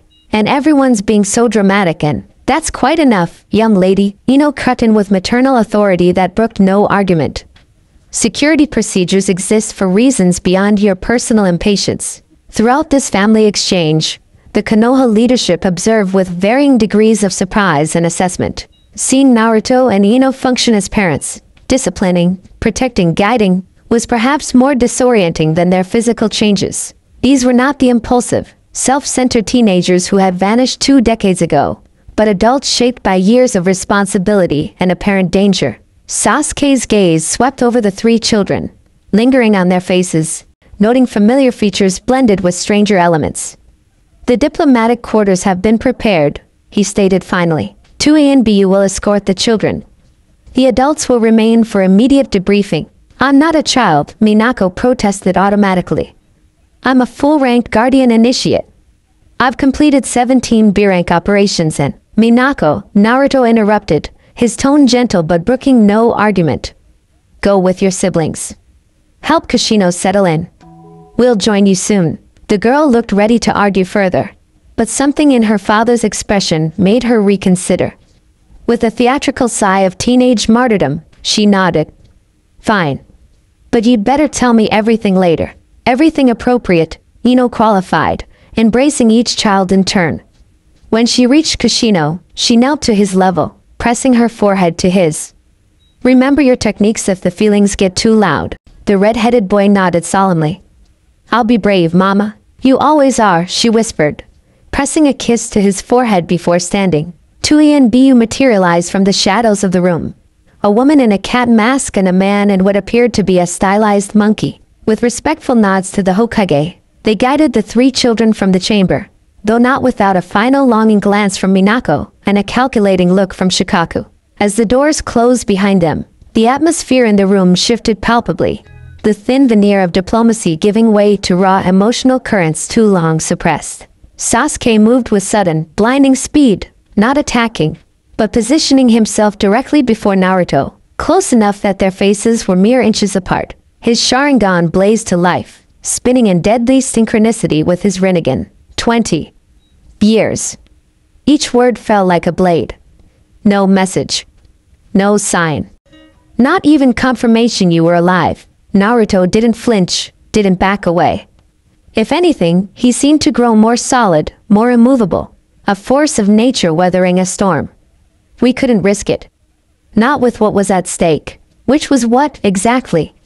Sakura demanded, stepping forward to flank her husband. 2 decades had transformed her youthful infatuation into something deeper. A partner's fierce protectiveness. A leader's demand for accountability. What could possibly justify abandoning your village, your friends, your duties? The end of the shinobi world as we know it, Ino answered flatly, moving to stand shoulder to shoulder with Naruto. The positioning was automatic, habitual. Battle partners accustomed to defending each other's flanks. A threat older than the hidden villages, older than the Sage of Six Paths himself. Kakashi pushed away from the wall he'd been leaning against, his casual posture belying the intensity of his focus. You're talking about the Otsutsuki. The name fell into the room like a stone into still water, ripples of tension spreading outward. Naruto's eyes narrowed in sharp assessment of his former sensei. So you know something of them, he observed, neither confirming nor denying. Enough to recognize the implications, Kakashi replied, his visible eye crinkled not in his customary smile, but in calculation. The Fourth Shinobi War revealed certain uncomfortable truths about our world's origins. Kagaya was merely the beginning. Wait, Sakura interrupted, medical precision demanding clarity. Are you saying you left because of information about the Otsutsuki clan? Information you discovered during the chunin exams? Naruto and Ino exchanged a glance loaded with 2 decades of shared secrets. It was Ino who answered, her tone clinical, detached, the voice of an intelligence operative delivering critical information. During the chaos of the invasion, we discovered a hidden archive beneath the arena. Ancient records, sealed away by the first Hokage himself. Records that detail the cyclical invasion pattern. Every 20 years, like clockwork, dating back centuries before the village system. That's impossible, Shikamaru interjected, his tactical mind immediately identifying the flaw. If Otsutsuki invasions occurred every 20 years, we'd have historical records. Our parents, grandparents would have witnessed them. Not if they were carefully concealed, Naruto countered. Not if each incursion was disguised as something else. A natural disaster, a political conflict, a demon attack. His blue eyes darkened. Like, for instance, the Nine-Tails assault on Konoha 33 years ago. Sasuke's expression sharpened to dangerous intensity. You're suggesting the Nine-Tails attack wasn't Obito's doing? That it was connected to these cycles? Obito was a puppet, Naruto stated bluntly. Just as Madara was before him. Just as others have been throughout history. Influential figures manipulated by forces they'd barely comprehended. He paused, gaze sweeping the assembled leadership. But you already know this, or suspect it. The Fourth War revealed too much about Kagaya's origins to leave those questions unasked. What we know, Sasuke countered coldly, is that you and Yamanaka vanished without warning or explanation, taking critical village intelligence with you. That for 20 years, you've operated outside the boundaries of any recognized shinobi system. That you've returned now with children displaying unusual abilities and claims of apocalyptic threats conveniently timed with your anniversary of desertion. Ino stepped forward, ice blue eyes flashing with rare anger. We didn't desist, Hokage-sama. We were deployed by Jiraiya of the Sannin, acting on direct intelligence that threatened not just Konoha, but all 5 great nations. Jiraiya had no authority to, Sasuke began. Jiraiya was the only one who believed us, Naruto cut in, voice sharp as a kunai. The only one with the knowledge and network to confirm what we'd found. The scroll we discovered contained coordinates, ritual instructions, and a timeline. It outlined a ceremony scheduled to occur exactly 20 years from the date of the chunin exams. A ceremony designed to open what they called the gateway. Gateway to what? Hinata spoke for the first time, her quiet voice somehow carrying more weight for its rarity. Naruto's gaze shifted to her, softening almost imperceptibly. To their world. The Otsutsuki homeworld. He drew a deep breath. The previous incursions, Kagaya, Momoshiki, Kinshiki, were merely advanced scouts. The gateway would allow a full-scale invasion. Stunned silence followed this proclamation, broken only when Inoichi finally stepped forward. His weathered features set in lines of determination. You still haven't explained why you had to leave, he said, addressing his daughter directly. Why the secrecy? Why no contact for 20 years? Ino met her father's gaze steadily, though the effort clearly cost her. Because we were compromised from the beginning. The scroll activated a tracking seal when we read it, marked us for observation by their agents already embedded in the 5 nations. Embedded agents? Shikamaru's expression sharpened with strategic assessment. You mean spies? Sleeper agents? We mean people who aren't people at all, Naruto clarified grimly. Vessels. Humans whose bodies were taken over generations ago, their consciousness suspended while something else wears their skin. They look human, act human, but they're puppets connected to a hive mind beyond our dimension. The implications rippled through the room like ice water. Every unexpected betrayal, every inexplicable decision by supposedly loyal shinobi over the years, suddenly cast in a terrifying new light. That's why we couldn't contact anyone, Ino continued, her professional demeanor fraying at the edges. We didn't know who was compromised. Every message risked exposing our location, our research. Every communication channel was potentially monitored. Even Jiraiya's toads? Kakashi questioned skeptically. His network was famously secure, which is why he created an entirely new summons contract for us, Naruto explained. The Fox messengers established a completely separate information system, unknown to any existing network. A shadow passed over his features. It wasn't enough to save him in the end. When? Sasuke demanded, recognizing the implication. 12 years ago, Naruto answered, old grief evident despite his controlled exterior. He died ensuring our research facility remained hidden. Bought us time to relocate with the children. Throughout this exchange, Inoichi had remained focused on his daughter, decades of intelligence training enabling him to process the strategic implications while still absorbing the personal reality of her return. Now, he asked the question that hung unspoken in the air. And the children? Particularly the youngest. He's clearly more than simply a child with sensory abilities. Ino straightened, maternal protectiveness warring with professional assessment. All three have unique capabilities, hybrid abilities resulting from our combined bloodlines, further enhanced by specialized training and certain adaptations Jiraiya helped us develop. Minako inherited my chakra reserves and Ino's mind techniques. Naruto elaborated. She can generate shadow clones with limited telepathic linkage. A network of connected minds that can cover remarkable distances. Tactically significant, Shikamaru observed with professional appreciation. Shikaka takes after his namesake. Ino continued, nodding to the Nara strategist. Analytical mind, exceptional strategic capabilities. But he combines that with chakra-enhanced sensory perception. He can detect patterns in chakra flow across entire regions, identifying anomalies that would escape conventional sensors. And the little one? Sakura pressed, medical curiosity evident. Kushino, you called him?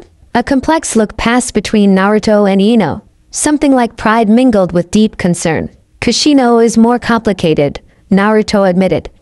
His abilities are still developing, still unstable. But he appears to have inherited aspects of both the Uzumaki life force and the Yamanaka mind connection, creating something we don't fully understand yet. He's an empath, Ino clarified, professional precision belying maternal worry.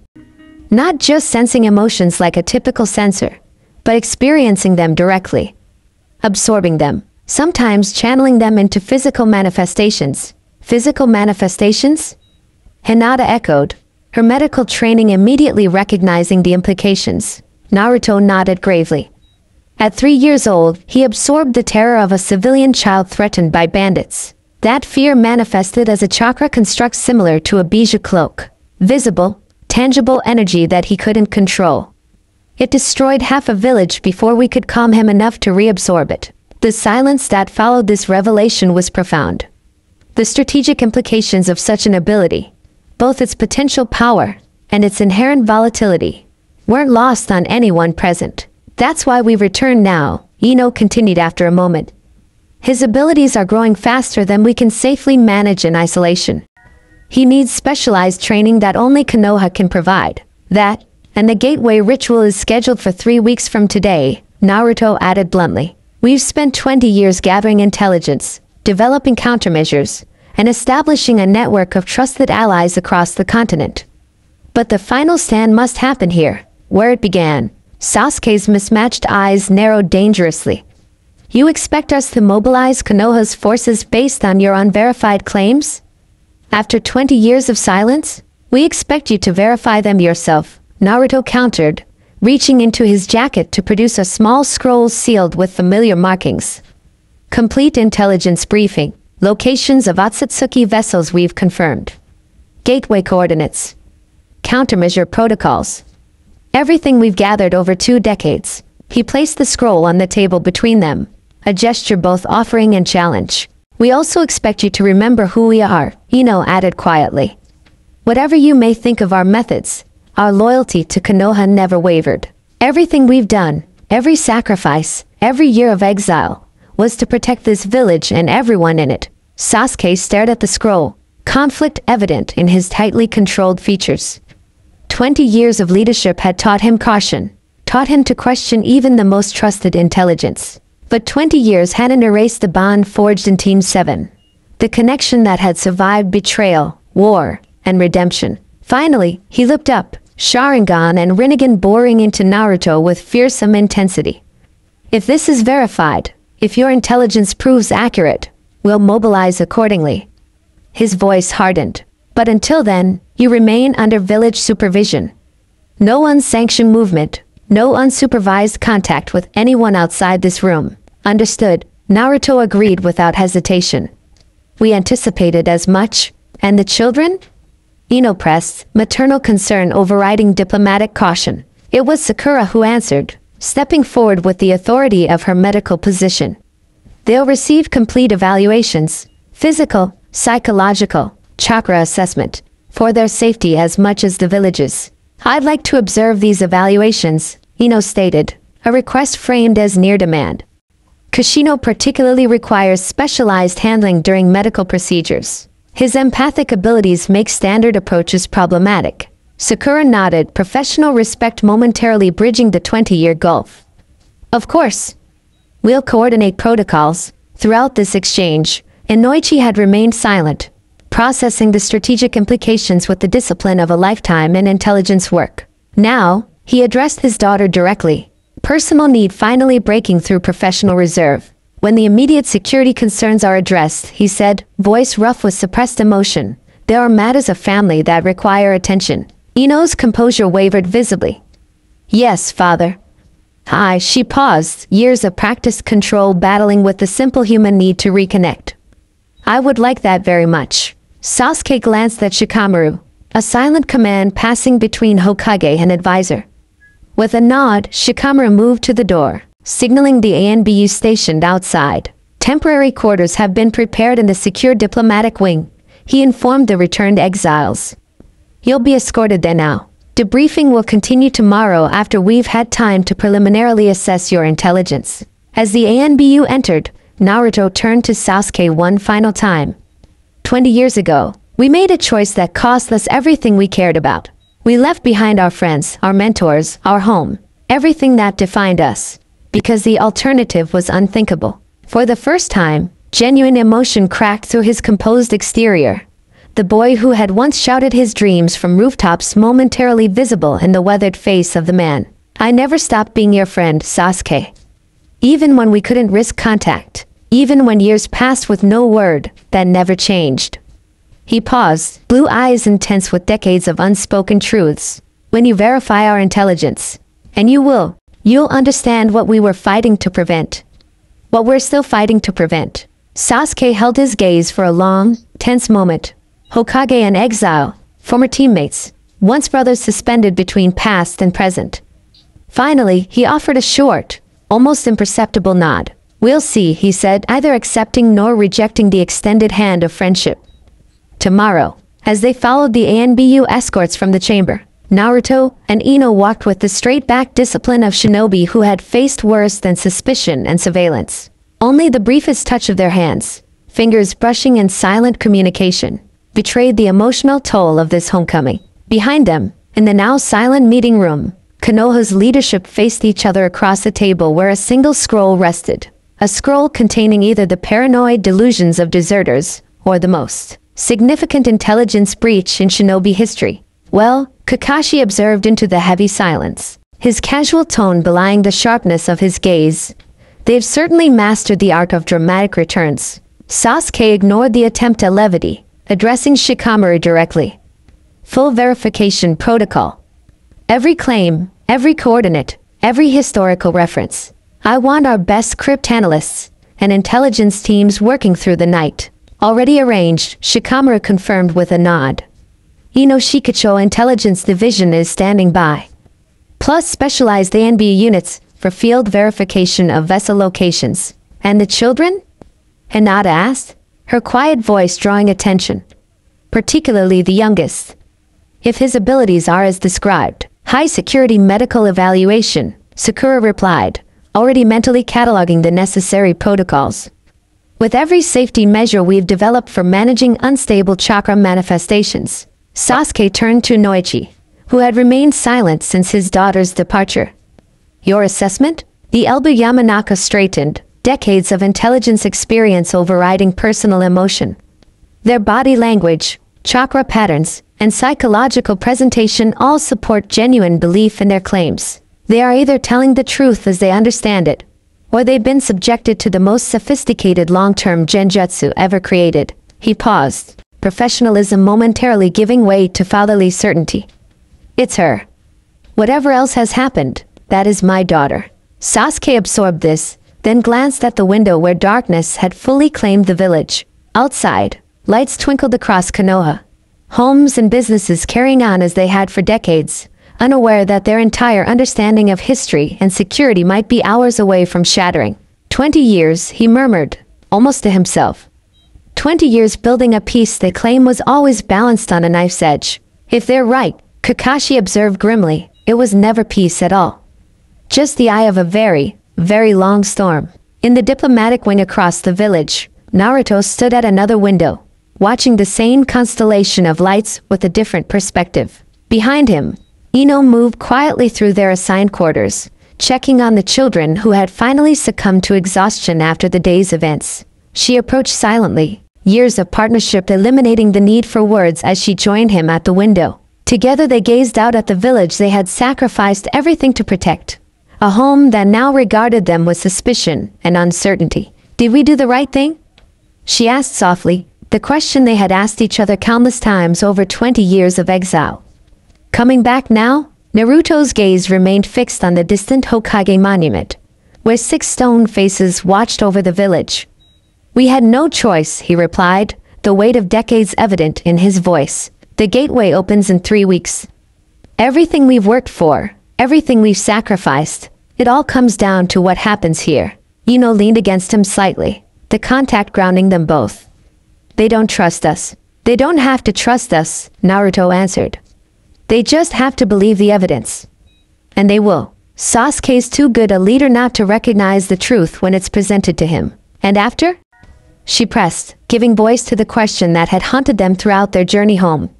If we survive this, if we succeed, what then? Naruto turned from the window, blue eyes meeting hers in the dim light. 20 years had transformed the brash, impulsive boy into a man of depth and quiet strength, just as it had transformed the vain, competitive girl into a woman of remarkable resilience and insight. Partners in every sense, forced together by circumstance, bound by shared purpose, and ultimately united by a love forged through hardship and sacrifice.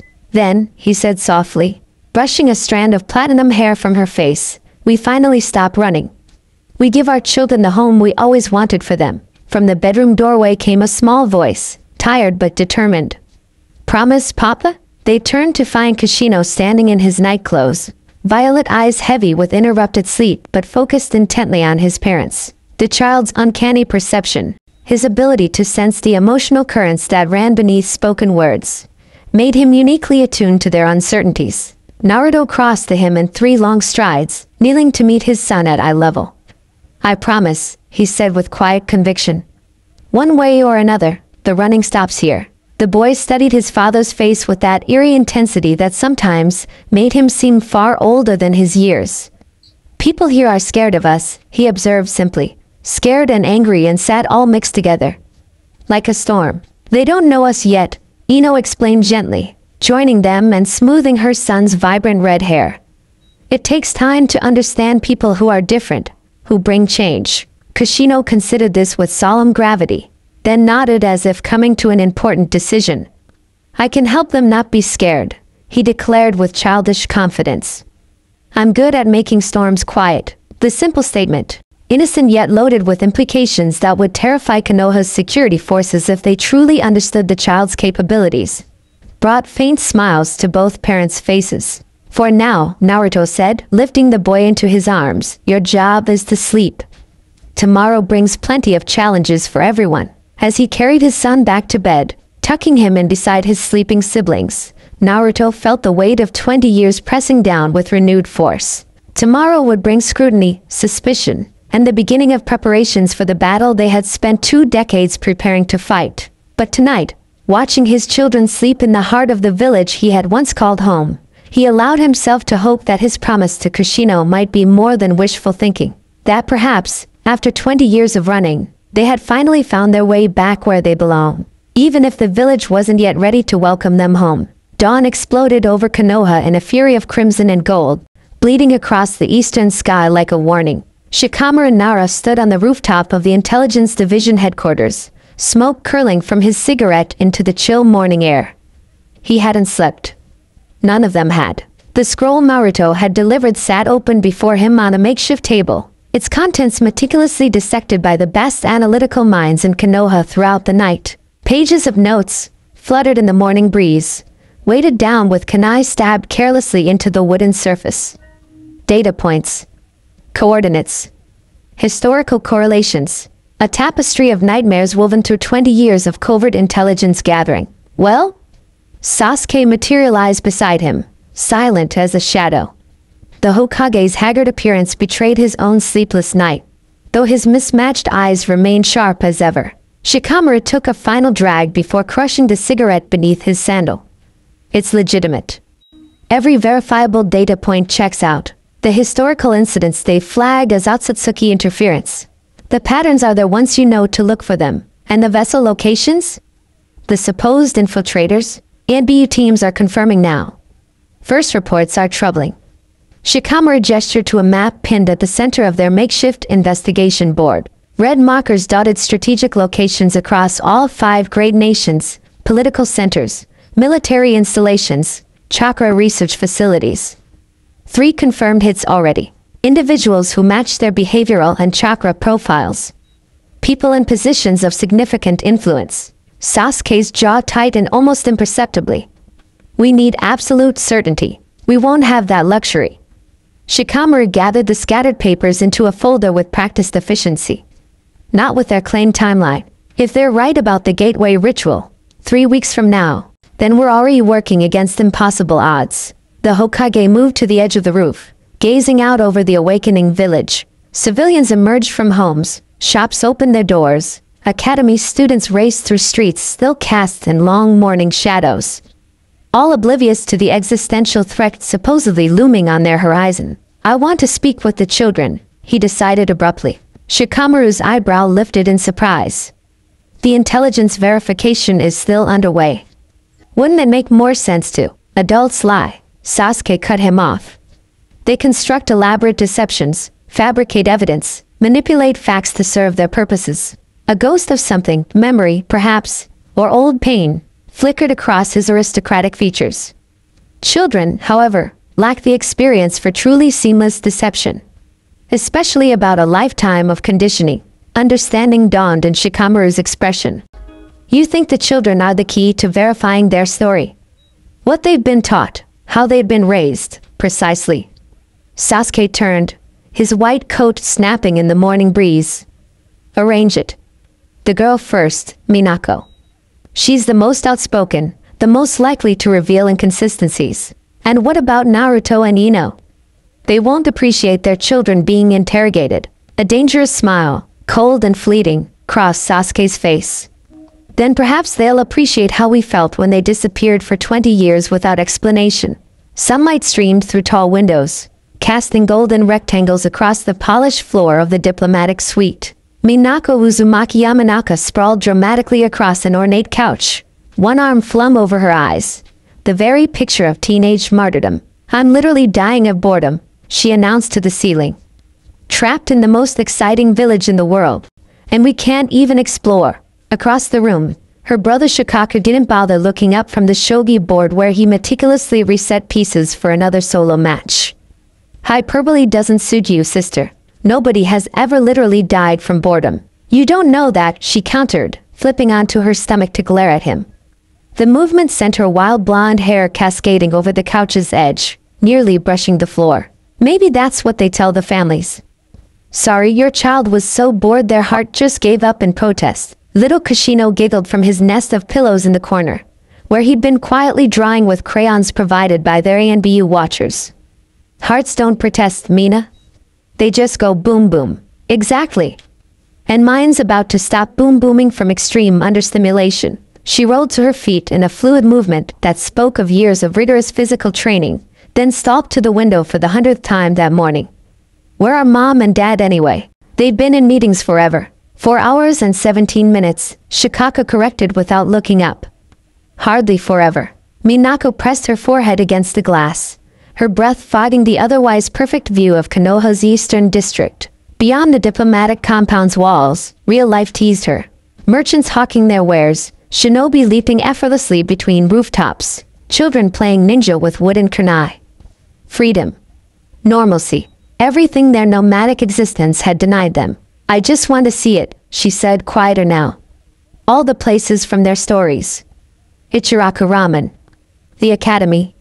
The training grounds where Dad learned the Rasengan and Mom mastered her mind techniques. Something in her subdued tone caught Shikaku's attention.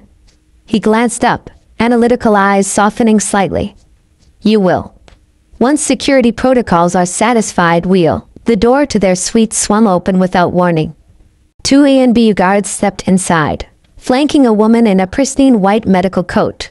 Her pink hair, cropped short and practical, framed sharp green eyes that scanned the room with clinical precision. Good morning, Sakura Uchiha greeted them with professional courtesy that stopped just short of warmth. I'm Dr. Uchiha, Chief Medical Officer.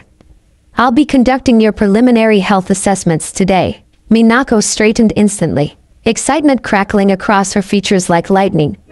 You're Sakura, Mom and Dad's teammate. The one who punched a goddess and lived to tell about it. If Sakura was surprised by this characterization, she masked it perfectly. I'm here in my medical capacity today, she clarified, setting a small case on the central table. Standard protocol for all new arrivals to the village, especially those with unique biological backgrounds. Where are our parents? Shikaku asked, rising smoothly to stand beside his sister. Despite being younger, something in his poised alertness suggested a protectiveness beyond his years. Still in debriefing with the Hokage, Sakura replied, her tone neutral. They've authorized these examinations to proceed in their absence. The siblings exchanged a glance loaded with silent communication, a habit developed through years of uncertain situations where trust was a luxury rarely afforded. We were told to expect Mom during any medical procedures, Shikaku noted carefully. His tone remained polite, but his posture had shifted subtly into a defensive stance. Particularly for Kushino, Sakura's gaze moved to the small redhead, who had abandoned his drawings to watch the exchange with unnerving intensity. Those violet eyes, so unlike either Naruto or Ino's, seemed to see through rather than at her. Your brother will be examined last, she assured them. By then, one of your parents should be available to observe. She opened her case, revealing standard medical equipment alongside specialized chakra monitoring devices. Now, which of you would like to go first? Before either could respond, the door opened again. This time, it was Sasuke who entered, his imposing presence immediately dominating the room. The Hokage robes were absent, replaced by practical dark attire that nonetheless conveyed absolute authority. There's been a change of plans, he announced without preamble. Minako, you'll come with me. Your siblings will proceed with the medical evaluations as scheduled. The girl's blue eyes widened, excitement warring with uncertainty. Where are we going? To answer some of your questions about the village, Sasuke replied, his tone offering neither warmth nor hostility. And to ask a few of my own. Shikaku moved slightly, positioning himself between his sister and the Hokage. Our parents' instructions were clear. We stay together until they return. Something dangerous flickered in Sasuke's mismatched eyes. A reminder that beneath the political leader lay a warrior of legendary capacity for both creation and destruction. Your parents are not in command here, he stated simply. I am. The temperature in the room seemed to drop several degrees. Even little Kushino sensed the shift, his small face scrunching with concentration as he absorbed the conflicting emotional currents. It's fine, Shika, Minako decided, flashing her brother a confident smile that didn't quite reach her eyes. I've been dying to see the village anyway. And Lord Hokage is practically family, right? Dad's best friend and all that. Sasuke's expression remained impassive at this characterization, either confirming nor denying the claimed connection. Sakura stepped forward, professionalism momentarily giving way to personal concern. Sasuke, is this really necessary? They've only just arrived, and the protocols we agreed upon have been adjusted based on new intelligence, he finished for her, his tone brooking no argument even from his wife. The medical evaluations will continue as planned for the other two. Minako will return within 2 hours. Without waiting for further discussion, he turned and walked out, clearly expecting the girl to follow. After a moment's hesitation, punctuated by a reassuring nod to her siblings, Minako bounced after him with barely contained excitement, her earlier wariness apparently forgotten in the prospect of finally seeing Konoha. As the door closed behind them, Sakura's professional mask slipped just enough to reveal a flash of genuine concern. "Your sister is impulsive. You have no idea," Shikaku sighed, shoulders relaxing fractionally though his eyes remained fixed on the door. "But she's smarter than she lets on. And she's been trained by the best." Little Kashino padded over to Sakura, studying her with that unsettling intensity. "Your heart is worried," he observed matter-of-factly. "About the scary man and my sister. But also about my dad. It's all tangled up like spiderwebs inside you." Sakura stared down at the small boy, momentarily taken aback by his directness. Then, with the adaptability that had made her Konoha's premier medical ninja, she knelt to his level. "And what do you see in your brother's heart right now?" Kashino tilted his head, studying Shikaku with the same penetrating gaze. "Fear not fear," he declared cryptically. "The kind that looks like calm water but has sharks swimming underneath." A reluctant smile tugged at Shikaku's lips. "Threat assessment isn't fear, Kashino. We've discussed this." "Same thing, different words," the child replied with the absolute certainty of the very young. Then, without warning, he placed his small hand against Sakura's cheek. "Don't worry, Mina's good at making grumpy people less grumpy. Even Dad says so." Sakura blinked, startled by both the contact and the surprisingly warm temperature of the child's skin. Medical curiosity immediately overwhelmed personal boundaries. "Your body temperature is elevated. Does that happen often?" "Only when he's processing intense emotions," Shikaku explained, moving closer with protective intent. "His empathic abilities generate heat as a biological side effect. Nothing pathological." "Fascinating," Sakura murmured, the medic temporarily overshadowing all other concerns. The neurological implications alone. She caught herself, noting Shikaku's guarded expression, and returned to professional detachment. "Well, let's begin with you then." Basic physical followed by chakra mapping. Nothing invasive. As she prepared her equipment, Sakura couldn't help but observe the children with both clinical and personal interest. In Shikaku's measured movements and analytical gaze, she saw echoes of both Shikamaru and the original Shikaku Nara, though his coloring, dark hair, bright blue eyes, came directly from his parents. And the little one, Kashino, with his vibrant red hair and peculiar violet eyes, he resembled neither Naruto nor Ino in any obvious way. Yet something in his boundless curiosity reminded her poignantly of the boy Naruto had once been. 20 years. Her former teammates had built this family, raised these remarkable children, lived entire lives while she and the others had mourned them, searched for them, eventually tried to move forward without them. The thought settled like a stone in her chest as she began her examination. "This is so cool."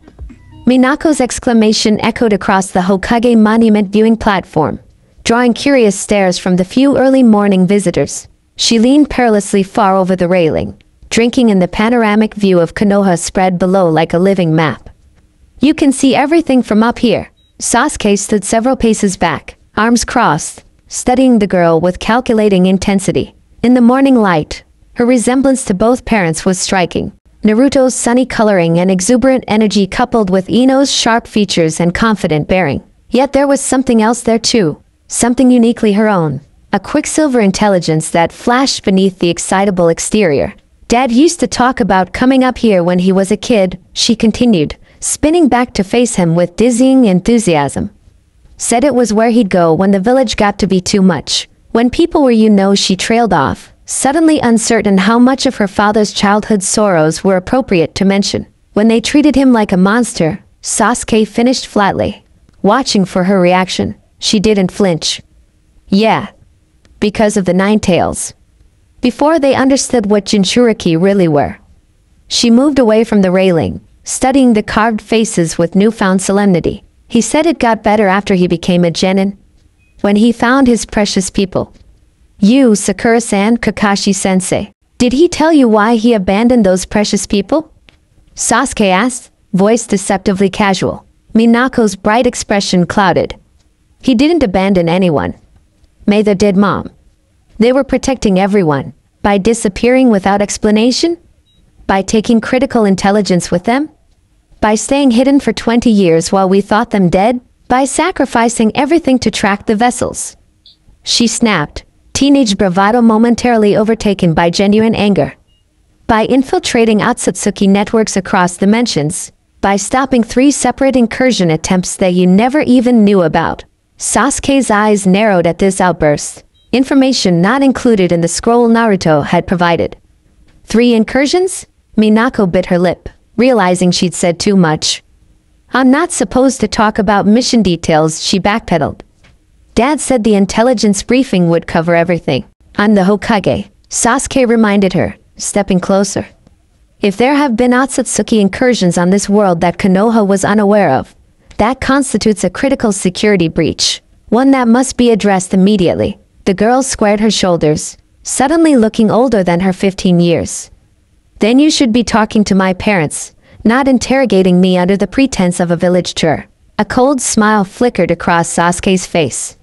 So you recognize this for what it was? Good. That shows intelligence. I've been trained to recognize manipulation tactics since I was 6, she replied bluntly. Usually they're more subtle than this, Lord Hokage. The title carried just enough emphasis to border on insolence without crossing into outright disrespect. Sasuke found himself unexpectedly impressed by the girl's spine. She had Naruto's unflinching courage coupled with Ino's sharp perception. A formidable combination, even half-formed in adolescence. Walk with me, he commanded, turning toward the path that wound along the top of the monument. After a moment's hesitation, Minako followed, maintaining a cautious distance. Do you know why I brought you here specifically? Sasuke asked as they moved past the stone visage of the 3rd Hokage. Because it's isolated enough that nobody will overhear whatever interrogation technique you're planning to use on me?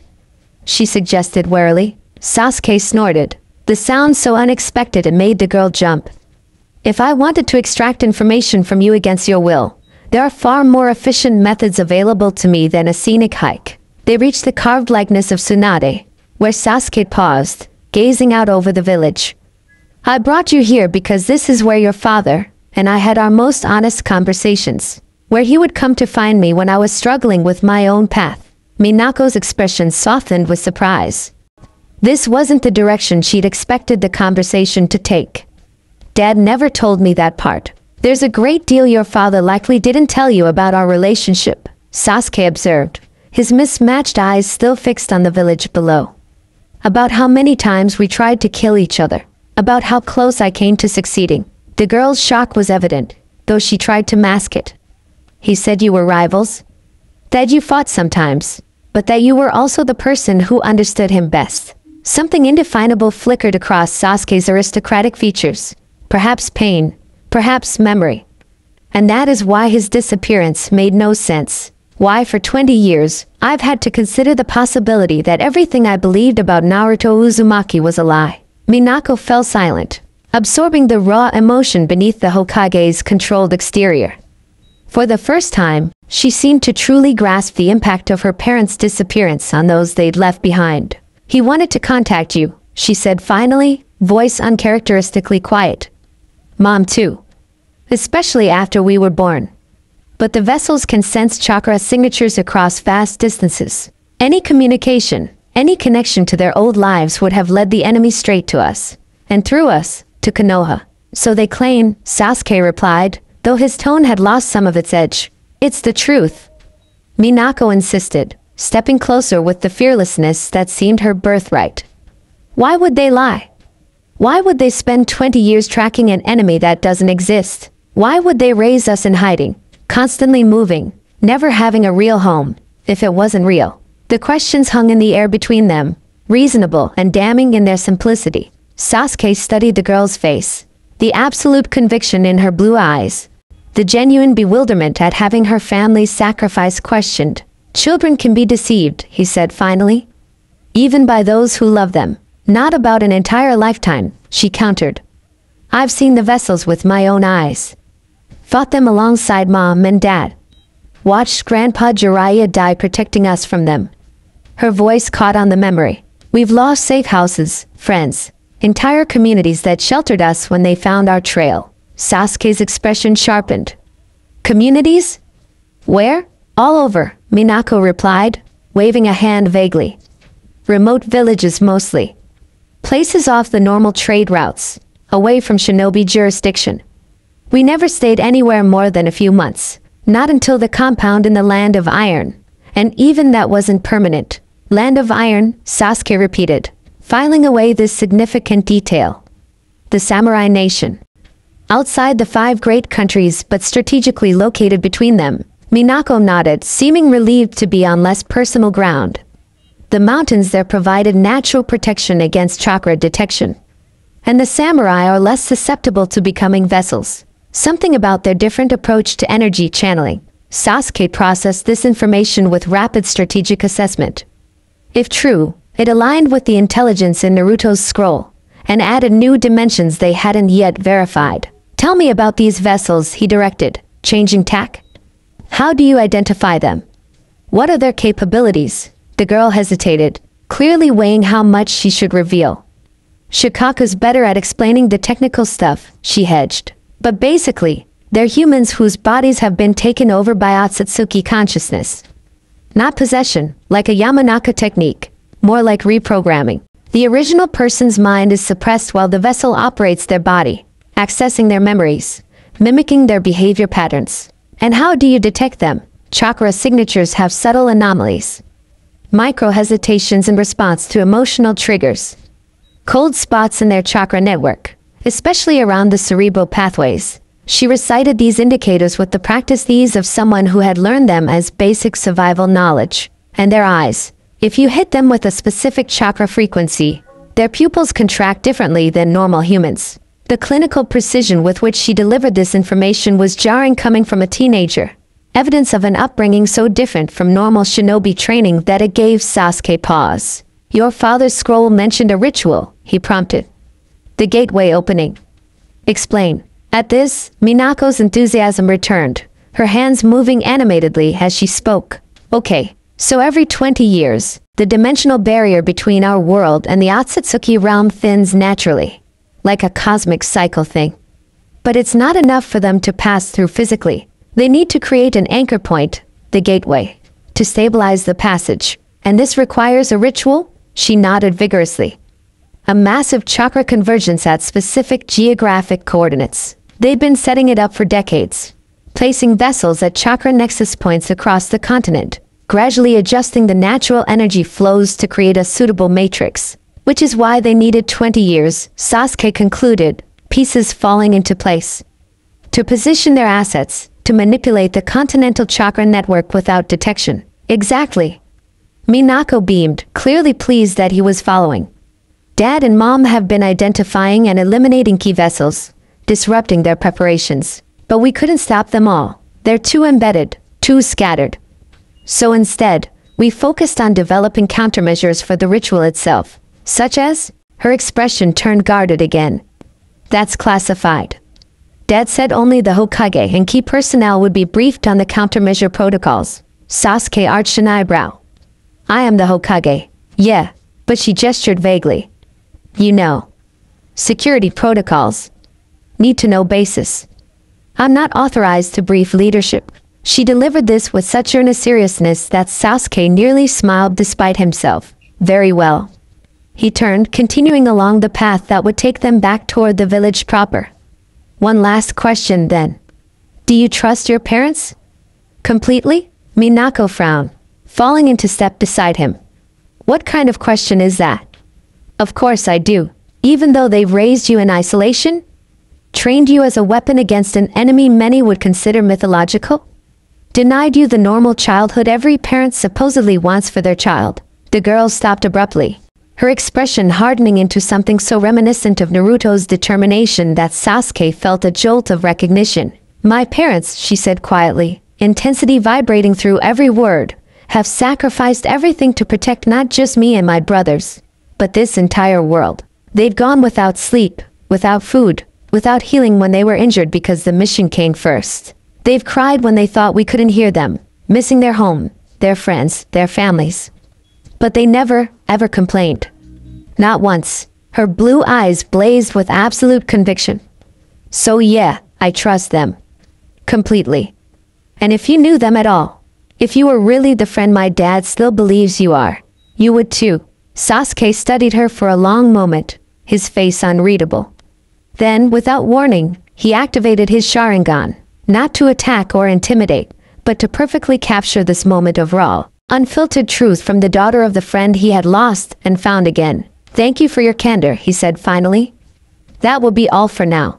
Beneath Konoha's streets, in laboratories few citizens knew existed, Naruto Uzumaki stood perfectly still as sensors mapped his chakra network. The process was invasive, uncomfortable. Cold metal probes pressed against Tenketsu points while machines whirred and technicians murmured technical observations. But he endured it without complaint, understanding the necessity. Across the room, behind a reinforced observation window, Ino watched with arms crossed and expression guarded. Beside her, Sakura made notes on a medical tablet, her professional focus momentarily overriding 2 decades of unanswered questions. "His chakra integration is unlike anything I've ever seen," Sakura observed, both scientific and personal wonder evident in her voice. "The Ninetales' energy is completely synchronized with his own, not just coexisting, truly unified." "It took years," Ino replied, her gaze never leaving Naruto's form. "Working with specialized seal masters in the land of Whirlpool's ruins, reconstructing Uzumaki techniques lost since the clan's destruction." Sakura's hand stilled on her tablet. "Land of Whirlpools? Those ruins are supposedly impenetrable. Deadly traps, collapsed structures, residual chakra storms." "They are," Ino confirmed grimly. "We lost 3 seal experts navigating the outer perimeter alone, but we needed what was buried there. The original templates for the Jinchuriki seals, created before Mito Uzumaki ever came to Konoha. Why? What could possibly be worth? Because the vessels can track Bija chakra signatures." Ino cut her off, voice tight with the memory. "Standard Jinchuriki configurations leak trace amounts of demonic chakra. Microscopic, but detectable to their sensory techniques. We needed to create a perfect seal, one that would allow Naruto full access to the Ninetales' power without broadcasting his location." Sakura absorbed this, medical mind immediately grasping the implications. "And the children? Were they born before or after the seal modification?" Ino's expression softened almost imperceptibly. "Minako was born just after. Shikaka 3 years later. By then, the integration was stable enough that we could risk a more permanent base of operations. The compound in Iron Country. And Kashino?" Sakura prompted when Ino fell silent. Something complicated flickered across the blonde woman's features. Kashino was unexpected. His conception coincided with a significant event, a direct confrontation with a high-ranking vessel. There were energies involved that we didn't fully understand at the time. Sakura's medical instincts sharpened. "Are you saying his unique abilities, his appearance, they're related to this confrontation?" "We believe so," Ino confirmed, clearly uncomfortable with the direction of the conversation. "His empathic capabilities manifested almost from birth. The chakra expressions came later, around his 2nd year." Before Sakura could press further, the laboratory door slid open. Shikamaru entered, his expression grave. "We need Naruto," he announced without preamble. "Now." Ino straightened, instantly alert. "What's happened?" "A and B verification teams have confirmed vessel presence at 3 of the locations from your intelligence. 1 team engaged. We have casualties." The technicians hurriedly disconnected sensors as Naruto stepped away from the examination platform, his face grim but unsurprised. "How many?" "2 dead. 1 critical." The target escaped. Naruto exchanged a look with Ino, a split second of wordless communication born from decades of partnership. "The children? Secure," Shikamaru assured them. "Though there's been a situation with your daughter and the Hokage." Alarm flashed across both parents' faces. "Not that kind of situation," Shikamaru clarified hastily. "Sasuke took her to the monument for questioning.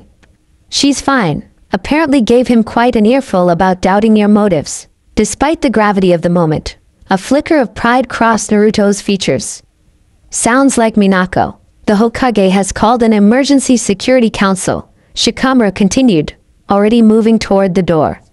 "Your intelligence is being upgraded from under investigation to actionable. He wants both of you there." As they hurried through the underground complex, Ino moved closer to Shikamaru, pitching her voice for his ears alone. "Our children. The evaluation results? Preliminary findings only, he replied quietly. All three show advanced chakra development, particularly Kushino. Sakura has classified his condition as unique but stable, for now. And the psyche evaluations? The Yamanaka techniques? Shikamaru's expression softened slightly. Your father conducted them personally. He found no evidence of coercion, brainwashing, or mental manipulation. They believe what they've been taught because, as far as we can determine, it's the truth. Relief washed visibly across Ino's features. Thank you. They emerged into a secured wing of the Hokage Tower, a section dedicated to emergency response and military operations. Guards stepped aside as Shikamaru led them into a circular chamber where Konoha's leadership had already assembled. Sasuke stood at the center, still in his practical dark attire rather than formal robes.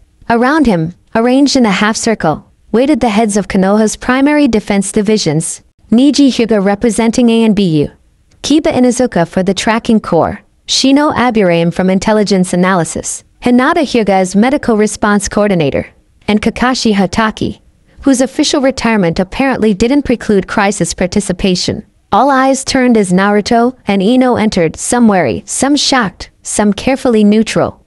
For many present, this was their first direct encounter with the returned exiles. Kiba's reaction was the least restrained. Holy shit, he breathed, enhanced canine senses confirming what his eyes struggled to accept. It really is you two. Later, Inuzuka, Sasuke cut off potential reunions with cold efficiency.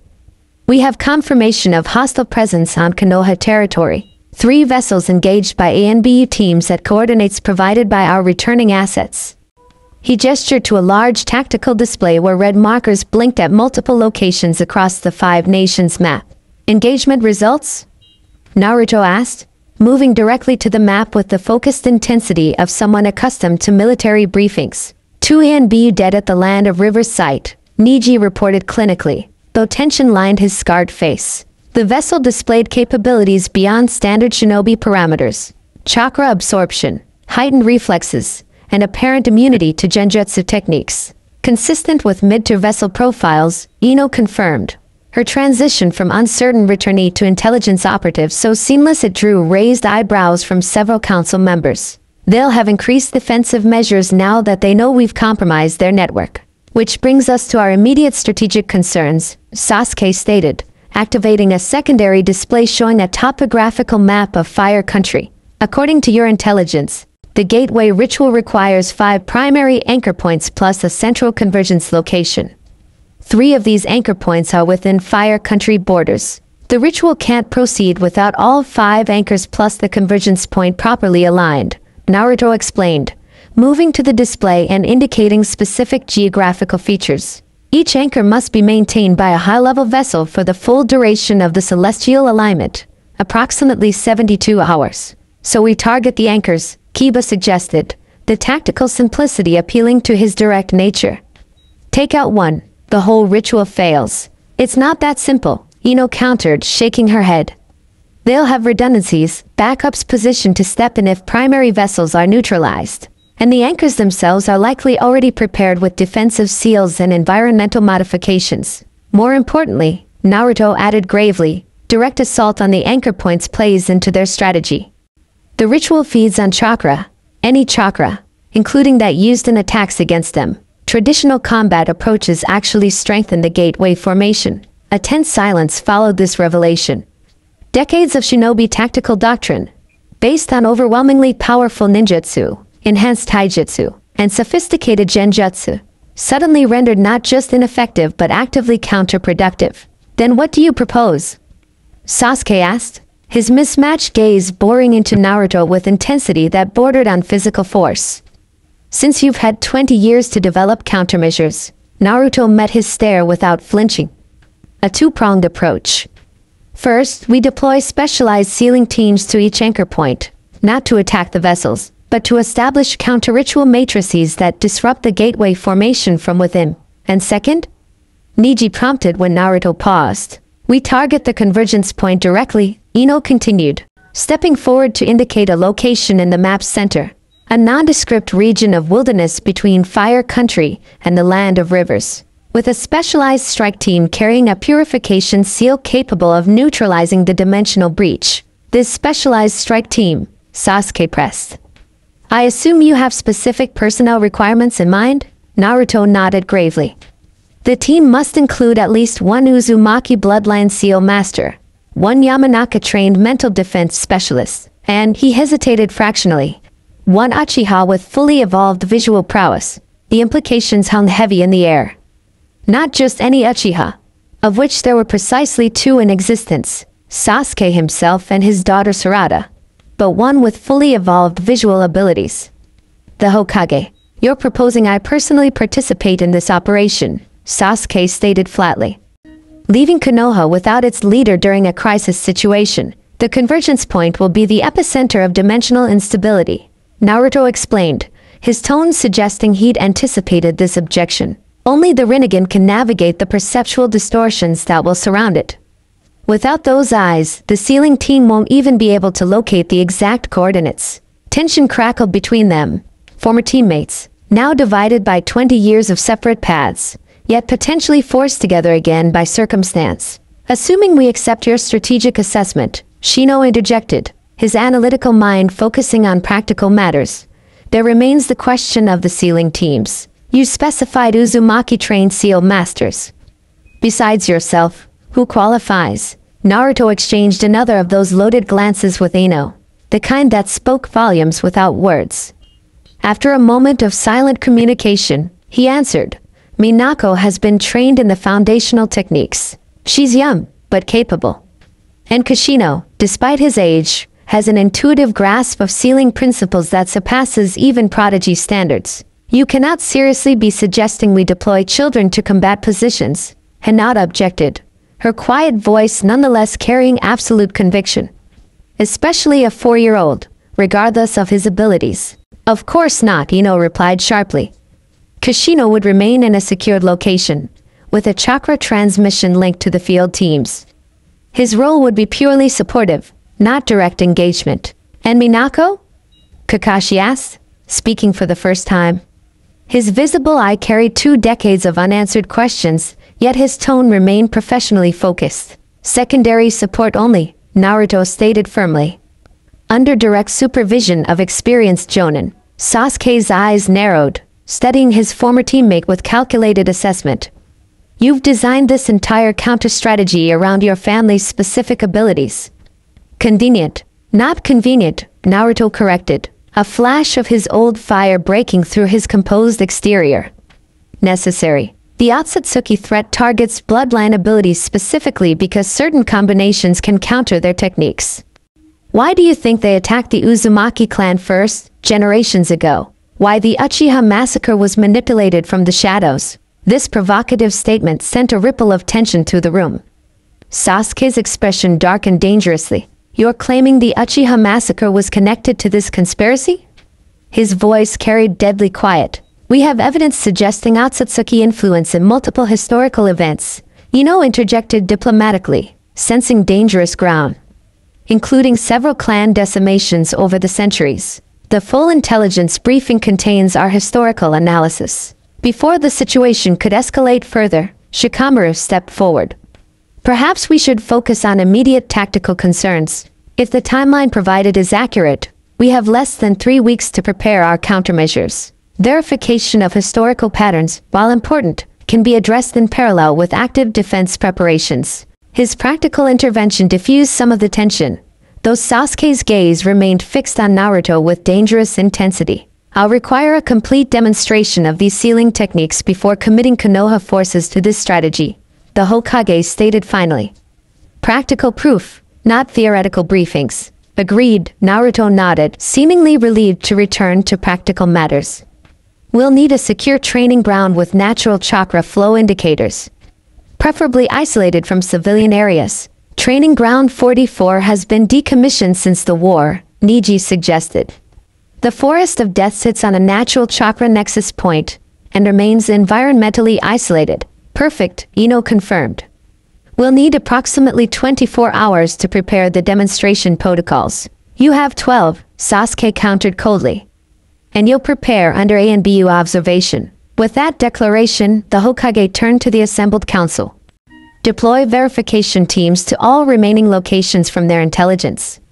Maximum security protocols. No engagement unless absolutely necessary. His mismatched eyes swept the room with commanding authority.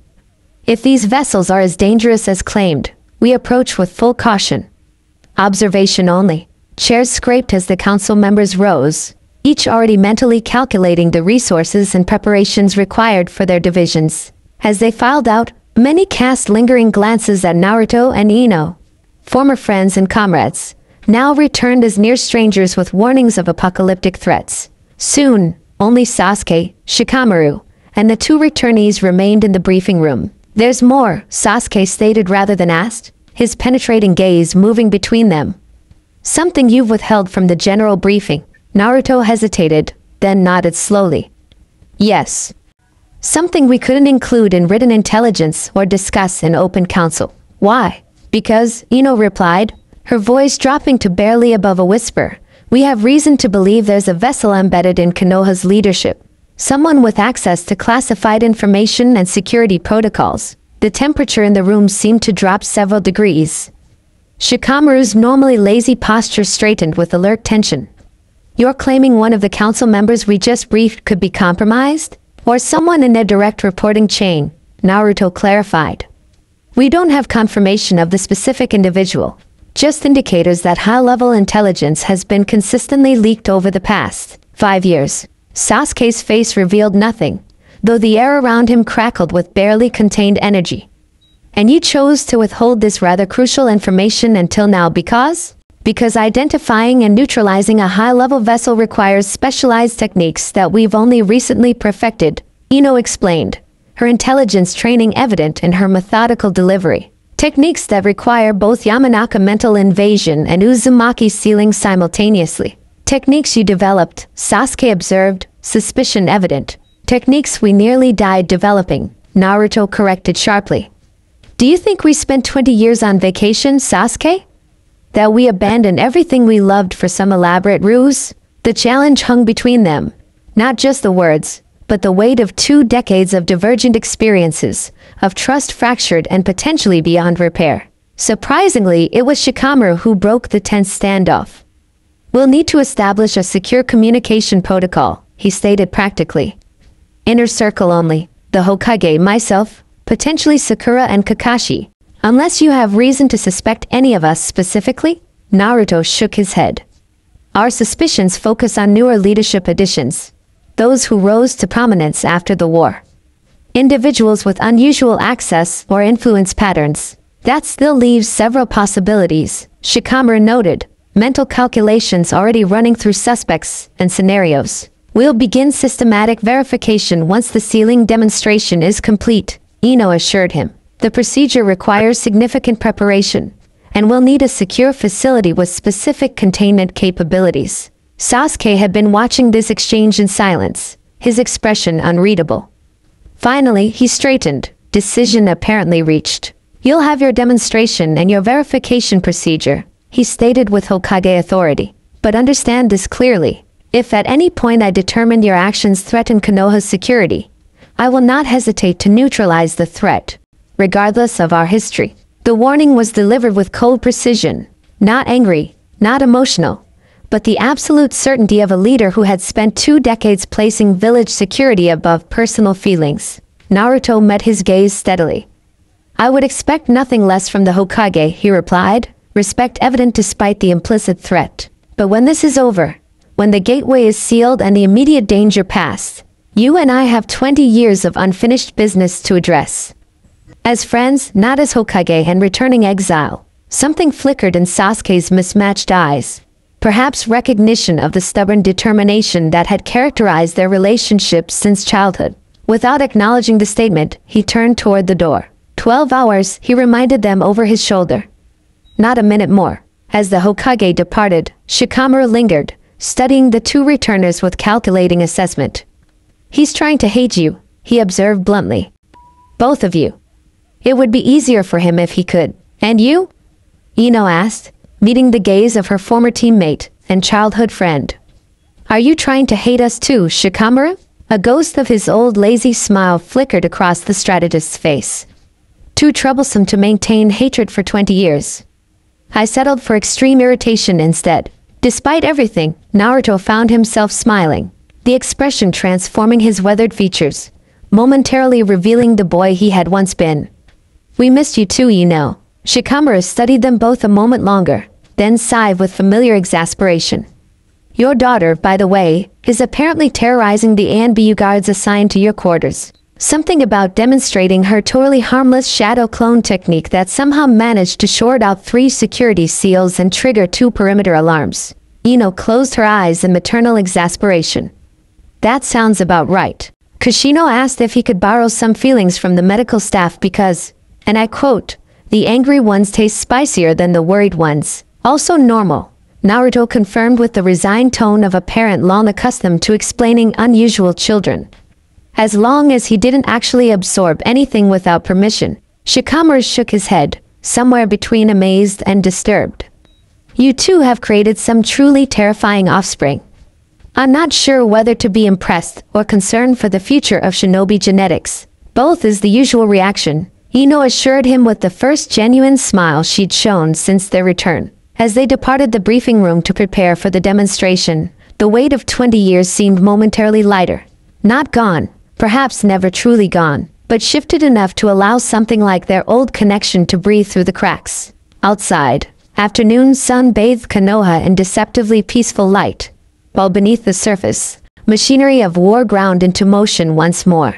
In secure facilities across the village, classified alerts went out to specialized units. In the Hokage's private office, Sasuke stared at the intelligence scroll, memorizing every detail with his Sharingan's perfect recall. And in the diplomatic quarters, 3 extraordinary children waited for parents who had carried the burden of the world's salvation for longer than they'd been alive. The pieces were moving.